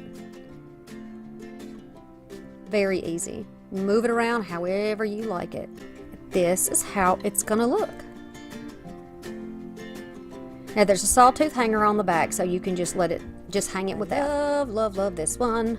So I got this at the thrift store about a year ago, and I've held on to it. I love that it's old and kind of stained looking. It's very rustic to me. Very rustic cottage. So this is my 18-inch ruler, and you can see that this is about 17 inches long and about 7 inches across, just for reference. Look at these beautiful Dollar Tree sweater pumpkins. Oh my goodness. The orange and cream are the most beautiful thing I have ever seen. Really, from Dollar Tree, $1.25, I don't even know how they made it that cheap. I'm going to take some thrifted picks, but you can get any picks that you like. And these are also thrifted. Got some varying heights and textures, and I like that in my projects and my florals. If you have a regular box or planter, just use the same technique. So I'm going to put 2 tall ones in the back and sort of spilling over the side. I'm going to take 2 and put them kind of more at an angle, but in the corners in the front, so that they kind of spill forward a little bit. Just my preference, but you can do what you like. This gives me an idea of how tall and wide I want it to be. Okay, so now I'm going to take my next greenery picks and put these in here. What are those little, what is that called? Those little poofy looking, it's like a Chinese lantern? Is that what they're called? I can't remember what they're called, but I love the texture of them in this project. Really nice. I thrifted them, but they had Target tags on them, so maybe they came from Target last year or the year before, I don't know. Okay, so I'm going to start adding these in. Now they're on wooden picks. You can cut these wooden picks down with whatever type of tool you have if you would like. And I'm going to add these in at varying heights. I'm going to start kind of in the front, and then I believe I'm going to go to the back next. I'm going to leave these a bit taller. I want the taller to be taller. I want the taller to be taller, than the back. You know what I mean.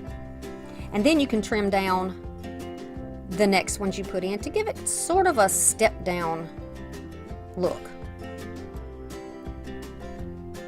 And these kind of do allow you to bend them forward or to the side on those wooden picks. Just kind of lift them a little bit and twist them carefully.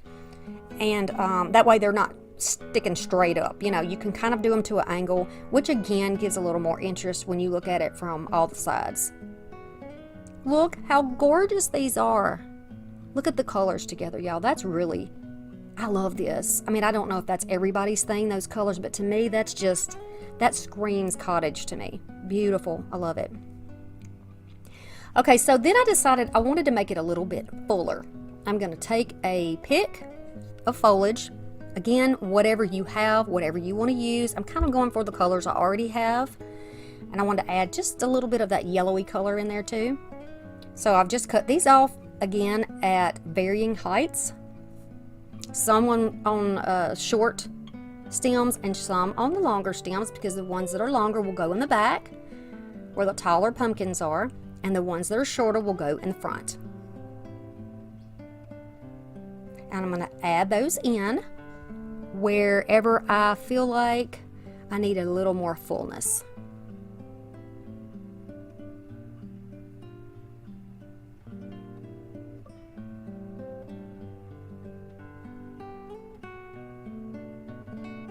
So I got some of this beautiful red truck and pumpkin harvesty looking fabric from Dollar Tree. I have a little stick from Dollar Tree or a little piece of branch, and then I got this thrifted embroidery hoop. And I'm going to, this is 10 inches, just so you know for your reference. It will most definitely fit a piece of this fabric. In fact, a 12-inch will also fit this fabric. So I'm just going to unscrew it a little bit, and I'm going to press it down. I pull the wrinkles out before I get it completely tight so that it's nice and taut there. And then once it is screwed down tightly, I'm going to take some very sharp scissors. I like to lay mine completely on their side against the frame so I get a nice close cut. And I'm just going to go all the way around and trim that fabric off. Using the corner of the fabric is going to allow us the opportunity to use this fabric for something else. We'll have plenty more left. So once it's done, I'm going to embellish the top, and I'm taking some leaves, just showing you that I'm looking to see which ones I like best for color. Then I'm going to trim them off and glue them down on the wooden block part of the top. I'm going to use the same colors on the bottom. Then the next two colors that I add on the left and right will be the same color. This is not important, but if you want to know what I'm doing, this is how I'm doing it. And then I'm going to add the lighter color ones last and at a different position. Okay, so now let's make a ribbon. We're going to use some hula skirt and some ribbons. Use whatever you like.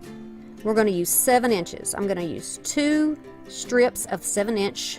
These are wired rimmed, but it doesn't matter, or wired edge, wired rim. We're not talking about glasses, are we?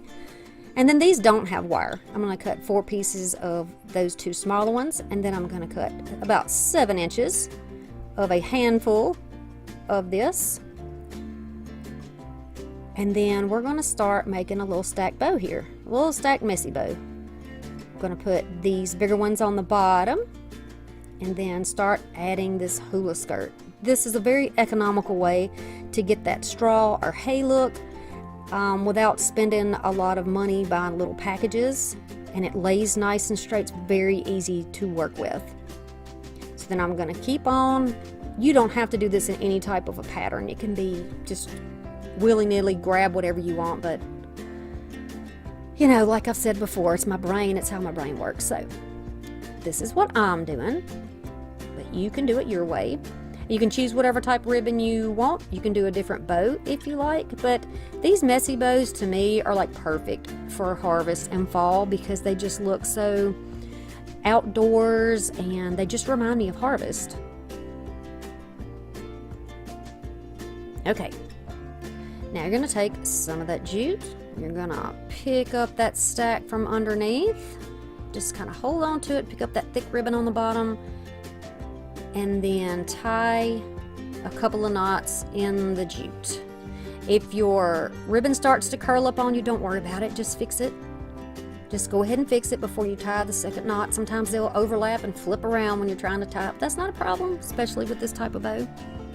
Then you can start fluffing up, pulling around, giving you some dovetails. You can cut them at a slant. You can leave them completely straight. You can cut some of these a little shorter than others, and you can take the opportunity to give it a haircut.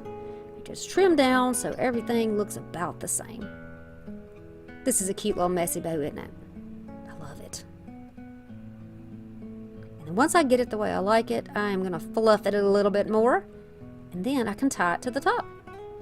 You can make yours a little bit shorter if you don't want to cover your leaves up so much. So we had 7-inch pieces. You could certainly do 6 or 5 inches if you wanted to make one smaller. I'm just going to go around this screw that is in there that holds this frame together and tie this bow right in the middle. And then using that same tail from that knot, I'm going to go ahead and make another knot. And this is how we're going to hang it. Just like that. And you can trim it off. So now you can just fluff it out and shag it up.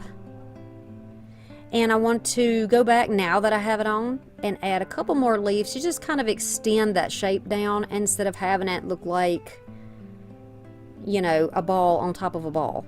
So now I think the shape's a little bit better. And I want to add a little something right in the middle. And since we're working with pumpkins, let's grab up some little mini Dollar Tree pumpkins, whatever type that you like. Here's a couple. And I'm going to just cut one of these so that it lays flat. I'm going to cut it where I still have the stem on it. So I'm cutting like maybe a third of it off. And just using my little utility knife here. And then cutting that right off. Then I can add my hot glue and put it down in the center. You can skip this step, or you could use a button, or you could put a flower here, or you could put another leaf here, or whatever you like. Even a pine cone if you wanted to. So now I'm going to take that piece of branch that came from Dollar Tree in a bag, and I am going to put that right on top of that wood. It sits right there on top of that block perfectly. And there you have it. You could also stain that frame if you wanted to.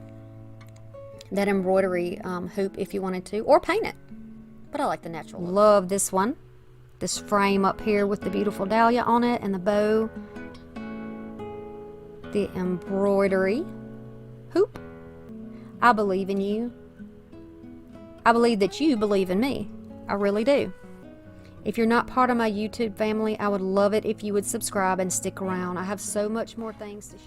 For the first flip, I have this cute little bird. This looks like a clock frame. I'm not sure exactly what it is. I have a little bird nest and some reindeer moss from Dollar Tree. I'm going to take this little nest, and it's almost made out of a really, really fine, like a vine or something, like twigs, so it's flexible. And I'm just going to kind of squish it down a little bit so it's more like an oval, so that it will sit down in this clock frame. I'm going to put this little thrifted nest in the little thrifted clock frame and just use a little hot glue and press it to keep it down in place. I'm going to let it cool. And then, to make it look rustic and cottagey, I am going to add some of this beautiful green reindeer moss. I do live in the country, as I mentioned, in southern Alabama, so we get a lot of this moss underneath our trees that grows kind of on the ground. And I think it's really pretty to add. It gives it a little extra texture, a pretty little element, maybe not so expected. And it's always nice to have something unique in your projects. So I'm just adding it here and there, just like it would grow onto our trees, until I get the coverage that I like. I like it like this. I don't want it to be completely covered. You can use little sticks or twigs, or you can use Spanish moss if you want to. And if this isn't your style, you don't have to put any of this on the outside of your nest. You could just leave it plain. I'm just going to place my little bird in there. He's got metal feet that I tried to pull off. They won't come off, but he fits nicely. Between his tail and his feet, he sticks down in that nest without needing any glue. So that means I'll be able to use him again. And I love being able to reuse my projects, break them down and use them again. So I'm going to take some of these little ferny looking pieces of greenery that I have left. They're really just scraps, and I'm going to add those around here and there over this metal frame. I'm using hot glue here. It's going to work fine for this project, which will be indoors, but if you want to put any of these projects maybe on your screen porch or outside, you want to use an adhesive more like E6000 or the Fix-All glue, or like, you know, something like that. Gorilla Glue maybe in your hot glue gun, just to make sure nothing melts away. I'm just going to continue to embellish this a little bit over the metal and a little bit over the nest. Now, you might not be able to find a frame by itself while you're thrifting, but that is totally okay. You can pick any frame, any clock, and just take the insides out. Usually it just takes a couple of screws, and then you can pull the whole inside out. What do you think about it so far? I could totally leave it like this, but for me, I love to keep adding beautiful little pieces of greenery and little pieces of flowers. And I'm not entirely sure what this would be called. I don't know if you call it a flower or not. They're just mossy looking things. These little tiny pieces of picks that I have. And there's no pattern. It's just kind of random. You just put it where you like it. You know how nature grows. You know, when you're taking a walk, you see all kinds of stuff. And it's placed exactly where God wanted it to be. So I'm going to place mine right where I want it to be. We like to make our pieces our own, right? Now, to make it a starry night, I'm going to just add this little strand. This is cork lights, but you can use the little lights from Dollar Tree if you want to. I did thrift these lights, believe it or not, a whole package of them. And I'm just going to thread them through the back and press them into the front of the frame and just use a couple of little dots of hot glue to hold it down. Look at it when the lights are off, y'all. It is so cute. I love this. This is really cute. It'd be so cute. I found this gorgeous washboard. I have had this thing for probably a year. It has some damage. The feet or the legs down there are not the same length. It looks like something has chewed away at it. Probably a squirrel in somebody's attic. I cleaned it up as good as I could, and now I'm just going to measure so that these feet will sit flat on the floor. Got to use the smallest or the shortest leg as a guide, and then I'm going to cut both of them down just with my miter box and saw.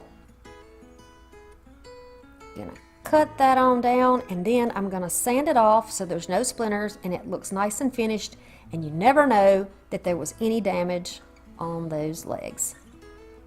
Same thing, both sides. Get it nice and smooth. Okay, so I love the patina on here. I love that rust on there and the wear down all over the wood, but I need to preserve that rust so that it doesn't flake all over the place and that I can clean it easily. I'm going to just take some Mod Podge and another chippy brush here, and I am just going to coat this thing down. I'm going to get all in between the ridges, also in the little cracks against where the wood is. And then, because I was afraid that dust from the rust would smear a little bit, I saved that rough part for last. I'm going to just use my little tool here, my little heat tool, and I'm going to dry this glue. You can use a hair dryer. You can set it in front of a fan if you want to do it quicker, or you can just put it aside while you work on other crafts. Once it is dry, or close to being dried, I'm going to add a little bit of my antiquing wax into a cup with another chippy brush. And I am just going to swipe it back and forth all over this frame. I'm going to put it on the sides of the frame. I'm going to put it on the top of the frame. And I'm going to add a little extra attention to the corners and where the pieces of the wood meets, because that's where it would collect dust. That's where it would age normally. And I want to keep that look, you know, keep the look of it being aged. I don't want a solid color here. So I'm going to continue along, get right down in all of those little cracks. I'm not adding a lot of paint. Then I'm going to go back with a damp cloth and just wipe it down so that it smears all those ridges out and kind of softens the lines that I created when I was putting that on there. It just kind of blends it out and it looks so much better. Yep, this is a better look, I think. I'm just showing you again, be sure that you wipe down on the insides too. And this is the look that we have created. To put a hanger on the back, I'm just going to add one of these sawtooth hangers, a little bit of my Fix-All from Dollar Tree. I'm going to place it down approximately where the center would be. And then using a little hot glue, I'm going to give it some quick support right over where the nails would go and allow it some time to dry. So for the next part of this project, we're going to work on a little wreath. My pieces are all thrifted, all of the pieces you see and the wreath. I'm going to pull these apart and cut them into pieces that are fairly the same size and shape. And then I'm going to start placing them down into this wreath. This is one of those vine, I guess, wreaths, and so you don't have to use glue necessarily to hold your pieces or any wire or any other type of thing, because a wired piece of greenery or floral will press straight down in here and will hold itself pretty well. Again, if you're going to be using this for outdoors, you want to give it some more support. You want to use some glue, something like that, so that the wind doesn't blow anything away. But I'm going to keep these pieces inside. I really, really love the look of this. And then I'm going to add that same greenery that we used on the project before on the little clock. Bigger pieces of it though. And I'm just going to place it around my wreath until I get the fullness that I like. So I don't count here with doing this type of a wreath because I like the cottagey, rustic, wild look. And then I am just going to add in some more of those little green, they look like tiny roses, but that's not what it is. It's more like a seed pod of some type.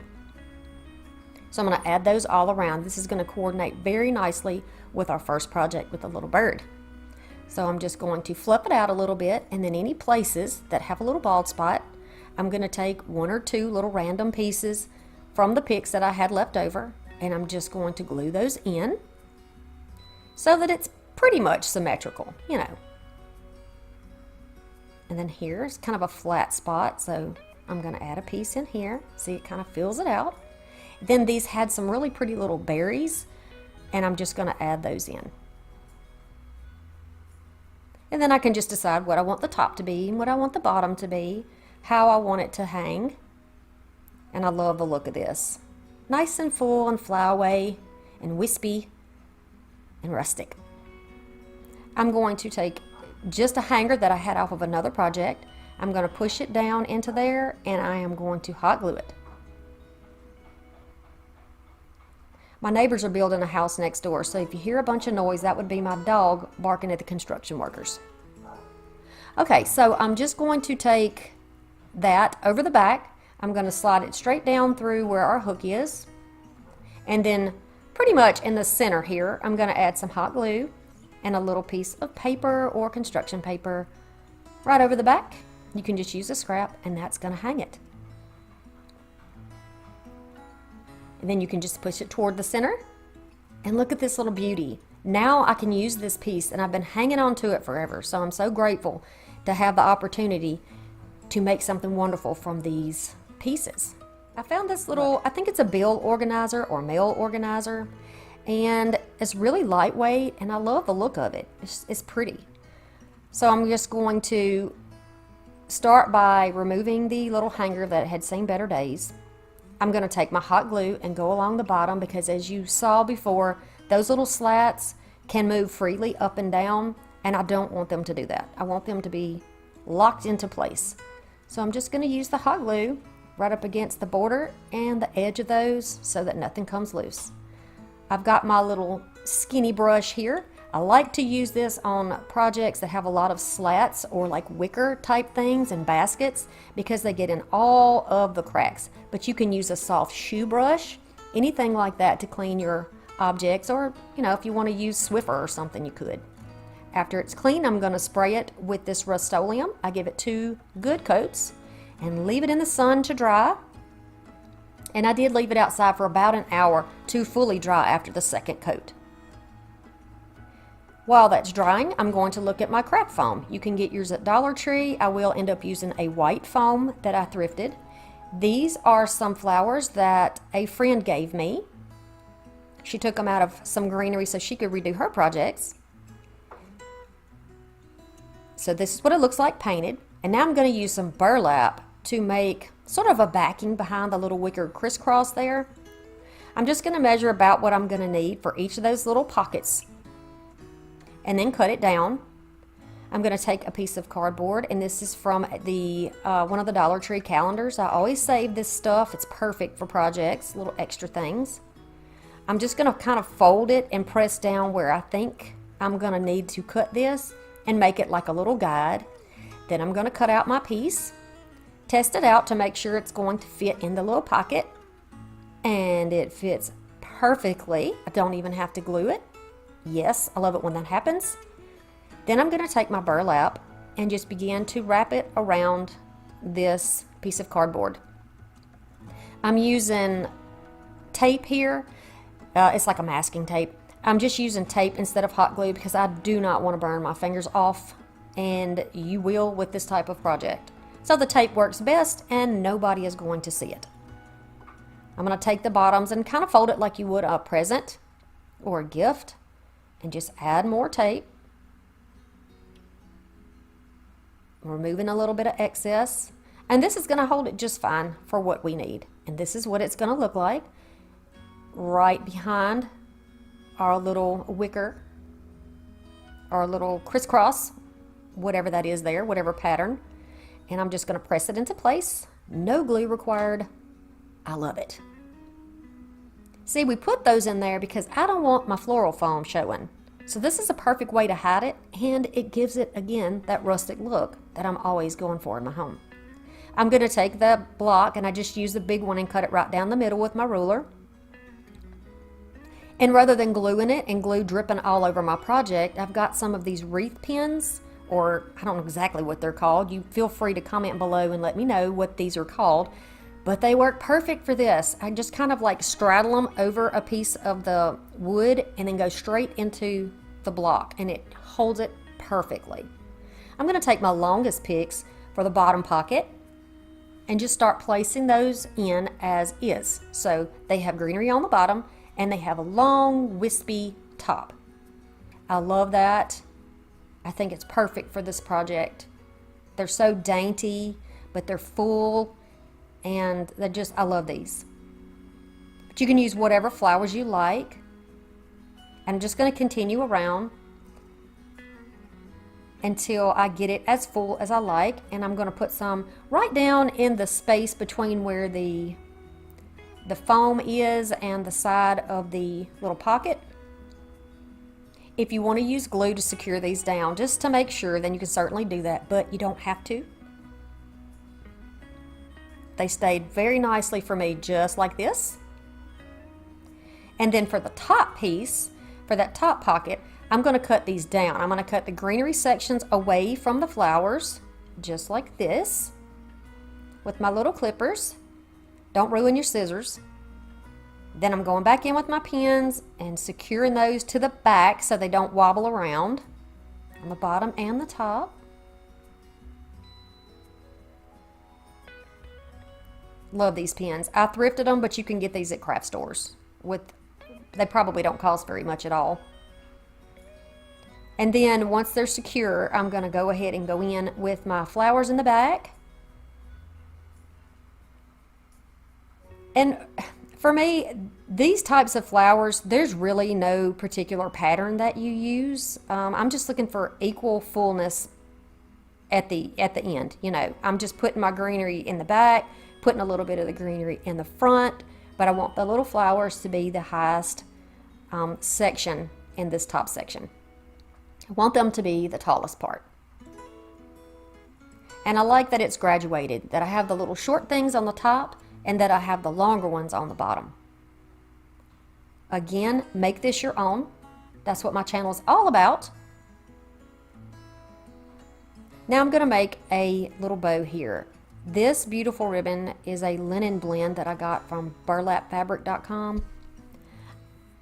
I love to use this for bows that are kind of small because you don't have to do a lot of fluffing. There's no wire in it, but it gives a really pretty look. I'm just going to make a very simple bow. You saw how I did that. And then I'm going to make a few knots in the back to hold my bow together so that it can withstand a little bit of pulling and fluffing. And right over that spot that's missing a slat, I'm just going to tie it right down. And now you'll never even know that there's anything missing. Don't you love that? I love that. I love it so much. I'm going to do a double knot. Certainly feel free to add a little glue if you would like, but I'm satisfied that this is going to stay in place. And then dovetail your ends to whatever length you like. Had them a little bit longer originally, but decided that I would go a little bit closer to the length of the little basket there, or the pocket. And I wanted to add a little more greenery to the top of this bow. So I'm going to add 2 pieces of greenery and a little flower. Isn't this pretty? So to hang it, I'm going to just make a very simple little tie. You see? Very simple, just a loop. And then I'm going to use a little hot glue on the back, press it down and hold it in place. So many options. I don't even know which one of these is my favorite, but I really I'll start like out all of with these. a bunch of supplies that I originally was inspired by, and they're the daisies, the little coasters that I had picked up, and I got these all on separate trips to Dollar Tree. And then this fabric. I also had this bag underneath that is really pretty that I got from the thrift store, and I'll give you the information on that. It is Cracker Barrel. I'll show the stamp that I found later. This is the approximate size of the bag in case you are curious. We're going to start off by cutting out this picture on one side of the bag. I don't want to completely destroy the bag because then we can use the back side for something, and they are identical. You can use any bag though that you can find at the Dollar Tree that has a print that you like. There may even be some daisy prints out right now as they have fabric and the flowers and such, but you can use whatever you like. You can also print something out if you find something you want to print. I just want to show you how you can upcycle something you already have in your home. So here's the cutting board that I got at the thrift store. And I'm going to turn this into a riser. We're going to use this design that's so pretty on the bag to put on this riser. So I cut in sections. First I'm just going to cut off the bulk of what I know I don't need. And that'll be all the way around the outside, and I try to get close to the edge of the flowers and greenery so it is easier for me to make my fussy cuts. So I'll get my smaller scissors and do those fussy cuts all the way around. Really trim it out. Now I've got some brown I'm going to use on these chest pieces, and I'm going to just completely cover these in this brown. I'm going to change this color, and I would have left them the original color except that one was much lighter than the other one, so I wanted this to match. I'm going to clean my piece off. I'm going to use just a baby wipe to do that, and then dry it off. A little bit of that brown paint and some water. Gonna mix that up really well, and we're gonna make our own stain. If you use an antiquing wax or something of that nature, it may cause a problem for you to get your glue and adhesives to stick. So using a stain like this that you make with regular paint, it has not caused any problems in my experience.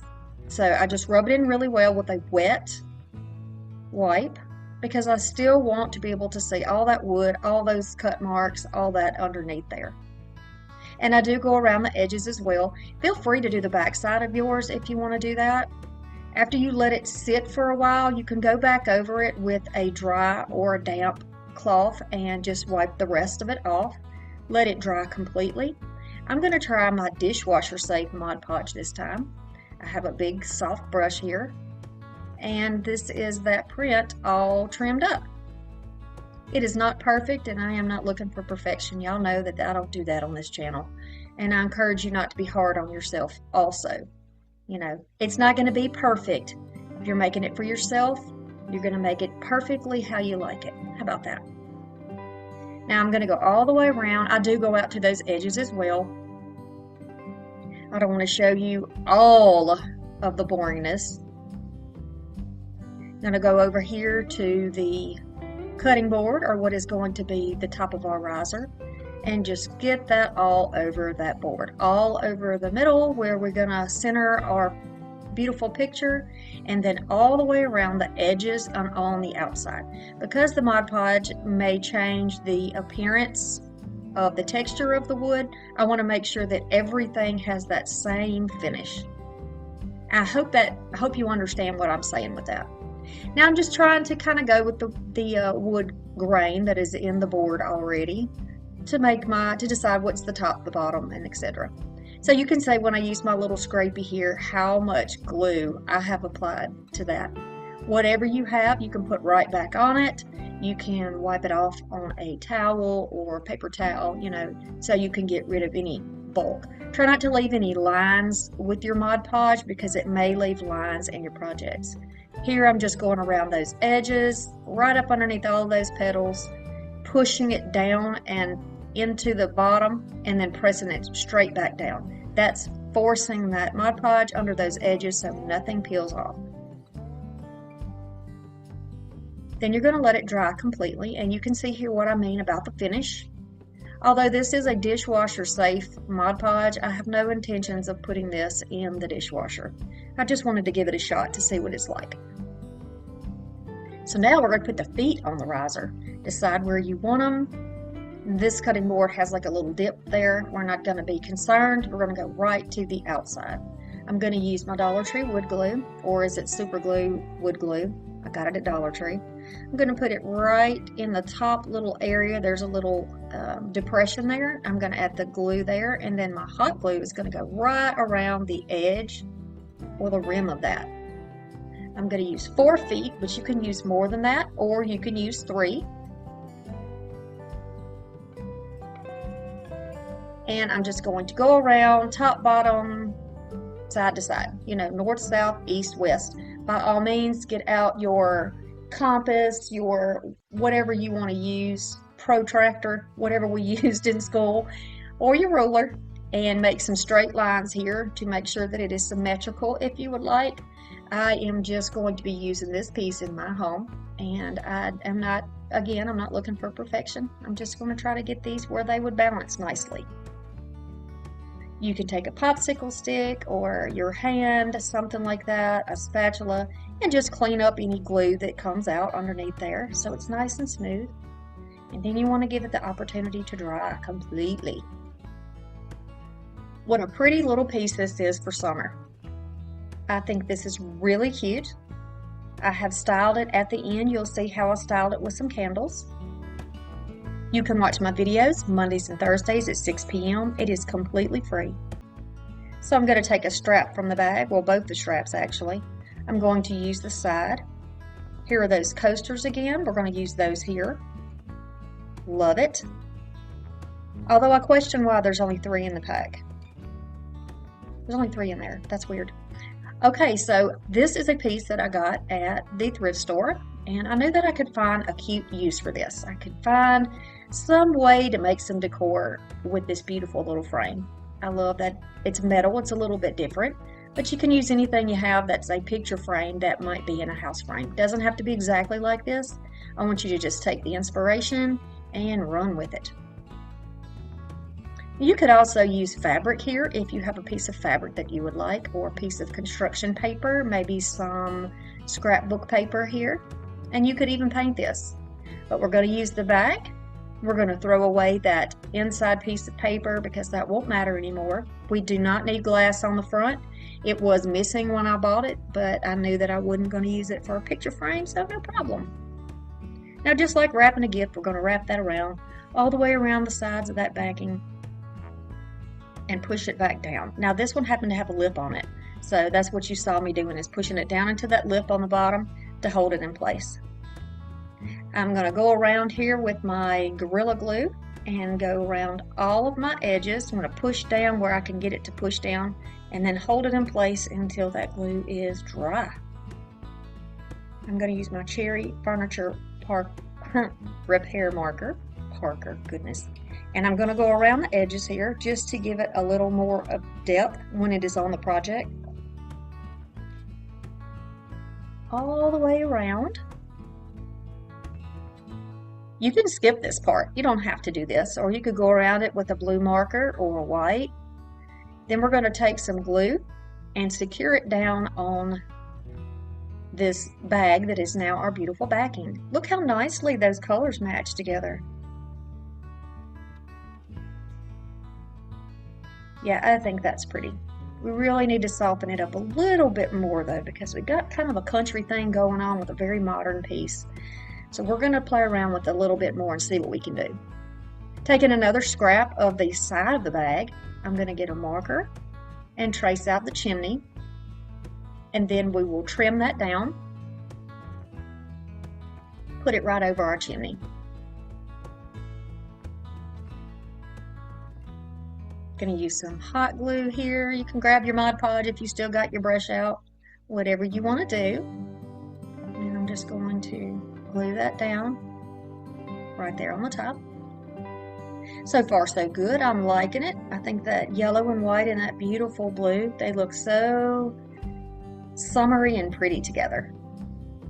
You could probably use this for spring too. So since this has some, it's almost like a shadow box type situation, I'm going to fill in all of that open space just by using the straps off of the bag.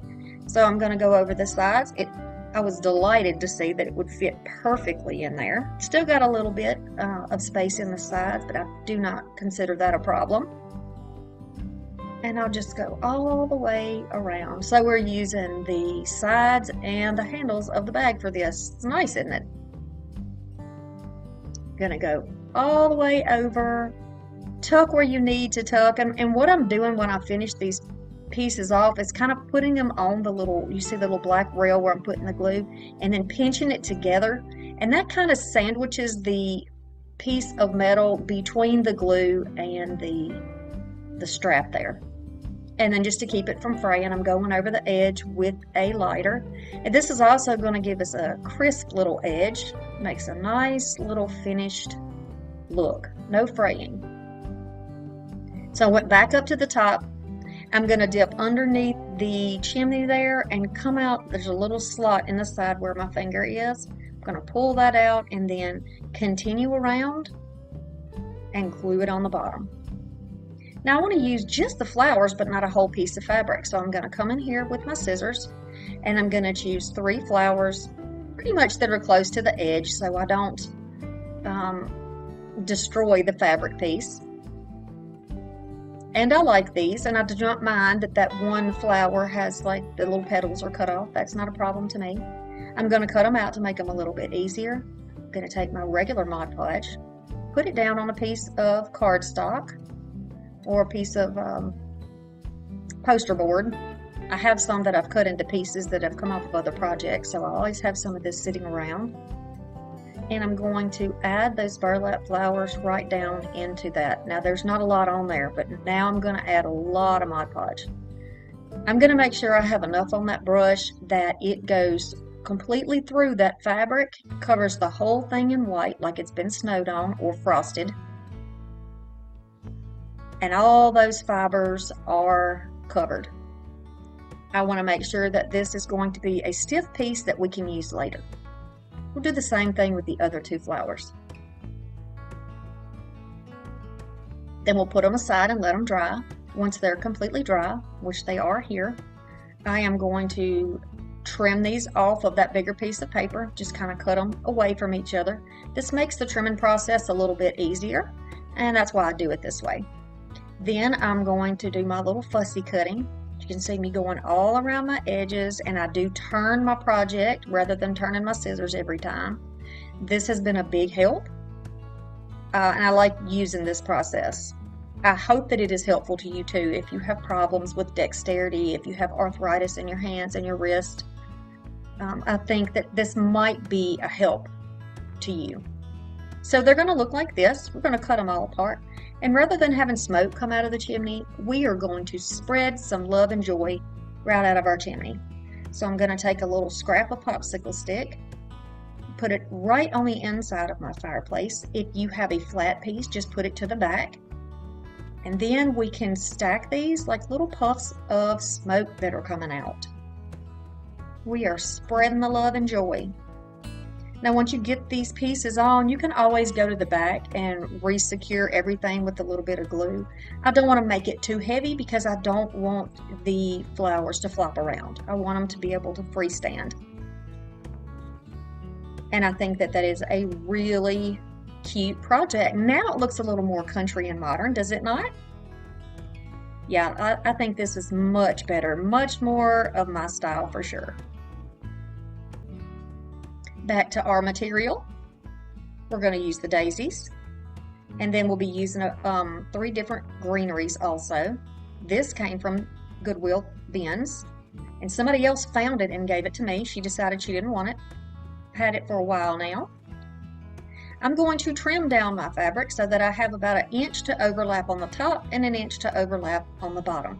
It does not wrap all the way around, and I do not mind that. Now, you might not have one of these bicycle baskets. That is totally okay. If you don't, you can still use the inspiration to decorate a basket. I know that Dollar Tree has the wire baskets, so if you find the ones that are gold, maybe even silver, black, I've seen black ones in there before, you can spray paint it any color that you like, or you can cover it with the material just like I'm doing. Protect your fingers, use your clamps to help get everything spaced out. Remove the clamp, add the hot glue, squish it down so again that it is sandwiched between there, but we don't want so much glue that it's coming out because that's going to look sloppy and we don't want that. Take your clamps off, turn it around so that it is where you can get to it best. And then just continue along all the way around the top section and both of the side top sections this way. Once your glue has dried, you can take your clamps off. The clamps are not necessary per se, but for me they are. They really save my time and make my work much easier. So I'm going to go in with my scissors and just kind of trim off the back and glue down what needs to be glued down. Once this arrangement is put together, you're not going to see the back, but by all means, cover yours all the way around if you don't have a piece that's going to hang on the wall. You won't see mine while it's hanging on the wall, but if you have a piece that you want to use maybe as a centerpiece, then you're going to want to cover the entire thing. So you will just patch it on there as best you can. I don't need to fill in the bottom because I know I need to add foam to it. Here is the greenery that I've chosen, and there'll be one more I'll add later. I'm going to take my daisies, and I'm going to cut them off. Be sure when you buy these at Dollar Tree that you check each little stem to make sure you're not missing any flowers. You want to get your $1.25 worth for sure. This is a wet foam block that I got from Dollar Tree. I'm going to leave the plastic on it. This was a little bit less than perfect fit in here, but it was good enough. It was definitely good enough. I could build this up and use two, but I only had one, and we're going to make it work. It's going to take me just a little more effort, but it's going to work. Once you shove those wires through there, you can just go ahead, wrap them on the bottom and cut off anything extra and tuck it up so that you can't see that hardware there. Now I'm going to grab my greenery and start putting this in. I have chosen some really pretty eucalyptus, and I also have chosen some boxwoods that I'm going to add in. I like the roundness of the petals, the greenery. The roundness of the greenery, there we go, with the roundness of the flowers that are on the fabric. I think it looks really cute together. I hope that y'all saw the project that I did with the bicycle. It was in the lemon video, and I did a bicycle kind of theme thing there too, and that was a lot of fun. I enjoyed doing that, and I enjoy this too. And why in the world I don't get out and bike more is just beyond me, because I have a bike. I used to ride around, not anything serious, but but it's really good exercise, and you can really get where you're going a little bit faster than walking, Okay, so if you have a piece of greenery that's too short, you can go ahead and grab a longer pick, maybe that something else came off of. This is the one I used where I cut my flowers off, I do believe. And I'm just going to attach with floral wire those shorter pieces of the boxwood, and they are going to now be tall enough to stand up where they need to stand. Because remember, that block is way down in the bottom. So I have to be able to reach it. And we have to do that by using these stems. If we don't do that, then they're all going to be way too low and it just won't look right. So I added the Dusty Miller in there. Didn't figure you'd need me to show you that. I only had like 3 or 4 pieces of it. And I have some of this that I got thrifting too. And I thought, you know what? This would be really pretty to just kind of continue that country, cottagey type look on this. And I think it turned out really cute. Now, by all means, don't use trim if you don't want to use trim. What else could you possibly use if you didn't have like a ruffle trim? Well, you could use any beautiful ribbon that you have that may be contrasting or that matches. You could use burlap trim. Certainly that would be okay. Or like a jute type trim, that would be all right. You could add a bow to your basket if you wanted. You don't even have to do this part. You can totally skip it. But it's real easy just to go follow around the edges and glue it right in place. Really easy to do. And of course, be sure that once you get it all glued in place, that everything looks good. Pick your project up, look side to side. The front part of it, on the back is not really as important. Like I said, it's going to be flush on a wall, not where anybody can see it. But I went ahead and trimmed up that piece anyway. And it already has a hanger on it. Now, it's going to be a little more difficult to see here that this is a bicycle hanging thing because the greenery is up so much higher than the handlebars. But I'm totally okay with that. I mean, I pretty much think that anyone can tell if you've seen a bicycle that a bicycle has a wheel under it. So that's kind of what I was going for, right? All right, so here are those 3 beautiful little daisy summer projects, and I think that they are very country, cottagey, summery, warm, and they are definitely budget friendly. If you enjoy budget friendly DIYs and making your home look unique and beautiful and that reflect the joy that's inside of you, then I encourage you to subscribe to the channel. Really like for you to click the like button or the thumbs up so that I know that I'm creating the things that you want to see. And be sure you hit the notification bell because I really hope that you enjoyed these 3 projects today. I found this gorgeous little window like frame at Goodwill. And I'm going to start off with some chalk paint. You can use whatever paint you have. I'm using a chippy brush and I'm just kind of slathering this on here. I don't want full coverage. I want this to be rustic because no matter how much my style changes, I just don't think you can knock the rustic out of me. So I'm going to keep putting this on here and I'm just showing you how I apply it. I'm just dragging it back and forth. I'm letting it be lighter in some areas. If you feel like when you do this that your coverage is just a little bit too heavy, do not be concerned about that because I'm going to show you how to fix it. Well, all those little inside corners and nooks and crannies need to be covered in the white. Now I'm going to take a very rough grit sandpaper and just start making notches and splintered looks and just grooves all into the paint. It just makes it look old and rustic. You can see how I'm doing it. I'm just dragging it back and forth on that paint and it's just pulling bits and pieces of the paint off. Any of the areas where the bars cross, the corners, things like that, go ahead and work on those spots. Any area that would normally get a lot of wear, you want to be sure that you are really working on those pieces. Just like on this. You could use a hand sander if you needed to, if you wanted to, but just be very careful because they have a tendency to take a lot more off than we intend. See how I'm getting around the corners? You can get an idea here of how it looks. Now I want to put a hook on top because I decided that I wanted to hang a wreath on it. So I'm just taking this little hook, which later on I do paint gray. I'm just going to try to make a little pilot hole in there. I'm just going to get a little hole started and then just like that and right in the center, and then I'm just going to twist this down in here until it is flush. And there you go. So here is our frame before and here is our frame after. I'm going to use this blessed sign that I found and this wreath that is underneath. It's a grapevine wreath. I'm showing you the measurements here so you'll know if you want to use something that's comparable to it. I love how round this wreath was. A lot of times when I find them they're kind of oval shaped or stretched out, but this one was really nice.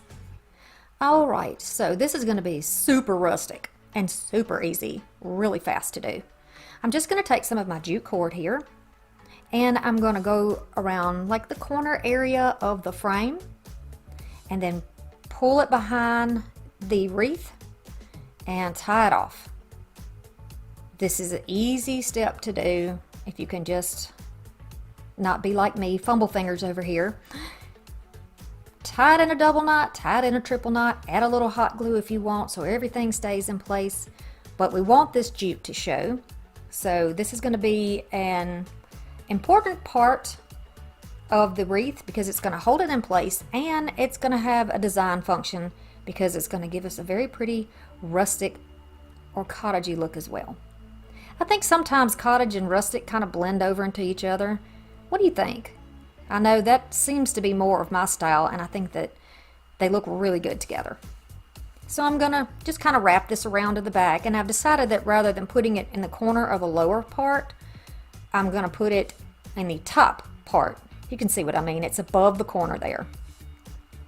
I made sure that when I did this that I started off by hanging it first to make sure that I had a nice straight line and that my wreath was exactly where it wanted to be. And then I went ahead and tied both sides down. And there's a hanger already on this wreath right here in the center, and that's kind of what I used to go by to make sure that I had everything lined up the way that I wanted it to be. You can certainly use any type of artwork that you find, any type of an open frame, and layer it on top of a wreath, and it's a very pretty textured look. Because there's not going to be a lot going on in this wreath as far as I'm not putting a bow on it. I won't be putting any flowers on it. I just want the wood, the vine, and then the metal texture to show in this. And you can see I have it pretty much centered here. So the next part is super easy. You're just going to do the same thing in this corner and the same thing in the other corner. And there you go. That's how that one looks. It's ready to hang. Before and after. I'm going to use this magazine rack. I love the bones of it. I love this texture on the side, these little panels. We're going to plug these off, so don't worry about it. They did come from the thrift store without any plugs, but I happen to have found at a different time some wood plugs. How about that? You never know what you might find in the thrift store. I've hammered those in. We're not worried about the little dented areas because we're going to fix it. I'm going to take my matte Mod Podge and then give it 2 good coats outside. Once it is completely dry, I'm going to bring it in and start laying on the paint. Now this is a dark wine colored paint. And even with chalk paint, which is pretty thick, it took some work. You can see here that you can still see through it. But you're going to keep going. We're going to persevere. We're going to keep pushing on. Cover everything. Bottom, top, sides, legs, the spindles, handle. And then 3 coats later, here's that beautiful rack. Totally and perfectly cottage and gonna look beautiful in my room. I hope that you can find a magazine rack. I usually find them when I'm there. So this is the before and the after. Here is the overview of all the projects that we did. And I believe in you, and I think you can make some of these. They were very fast projects. I got all this squeezed into one video. What do you think?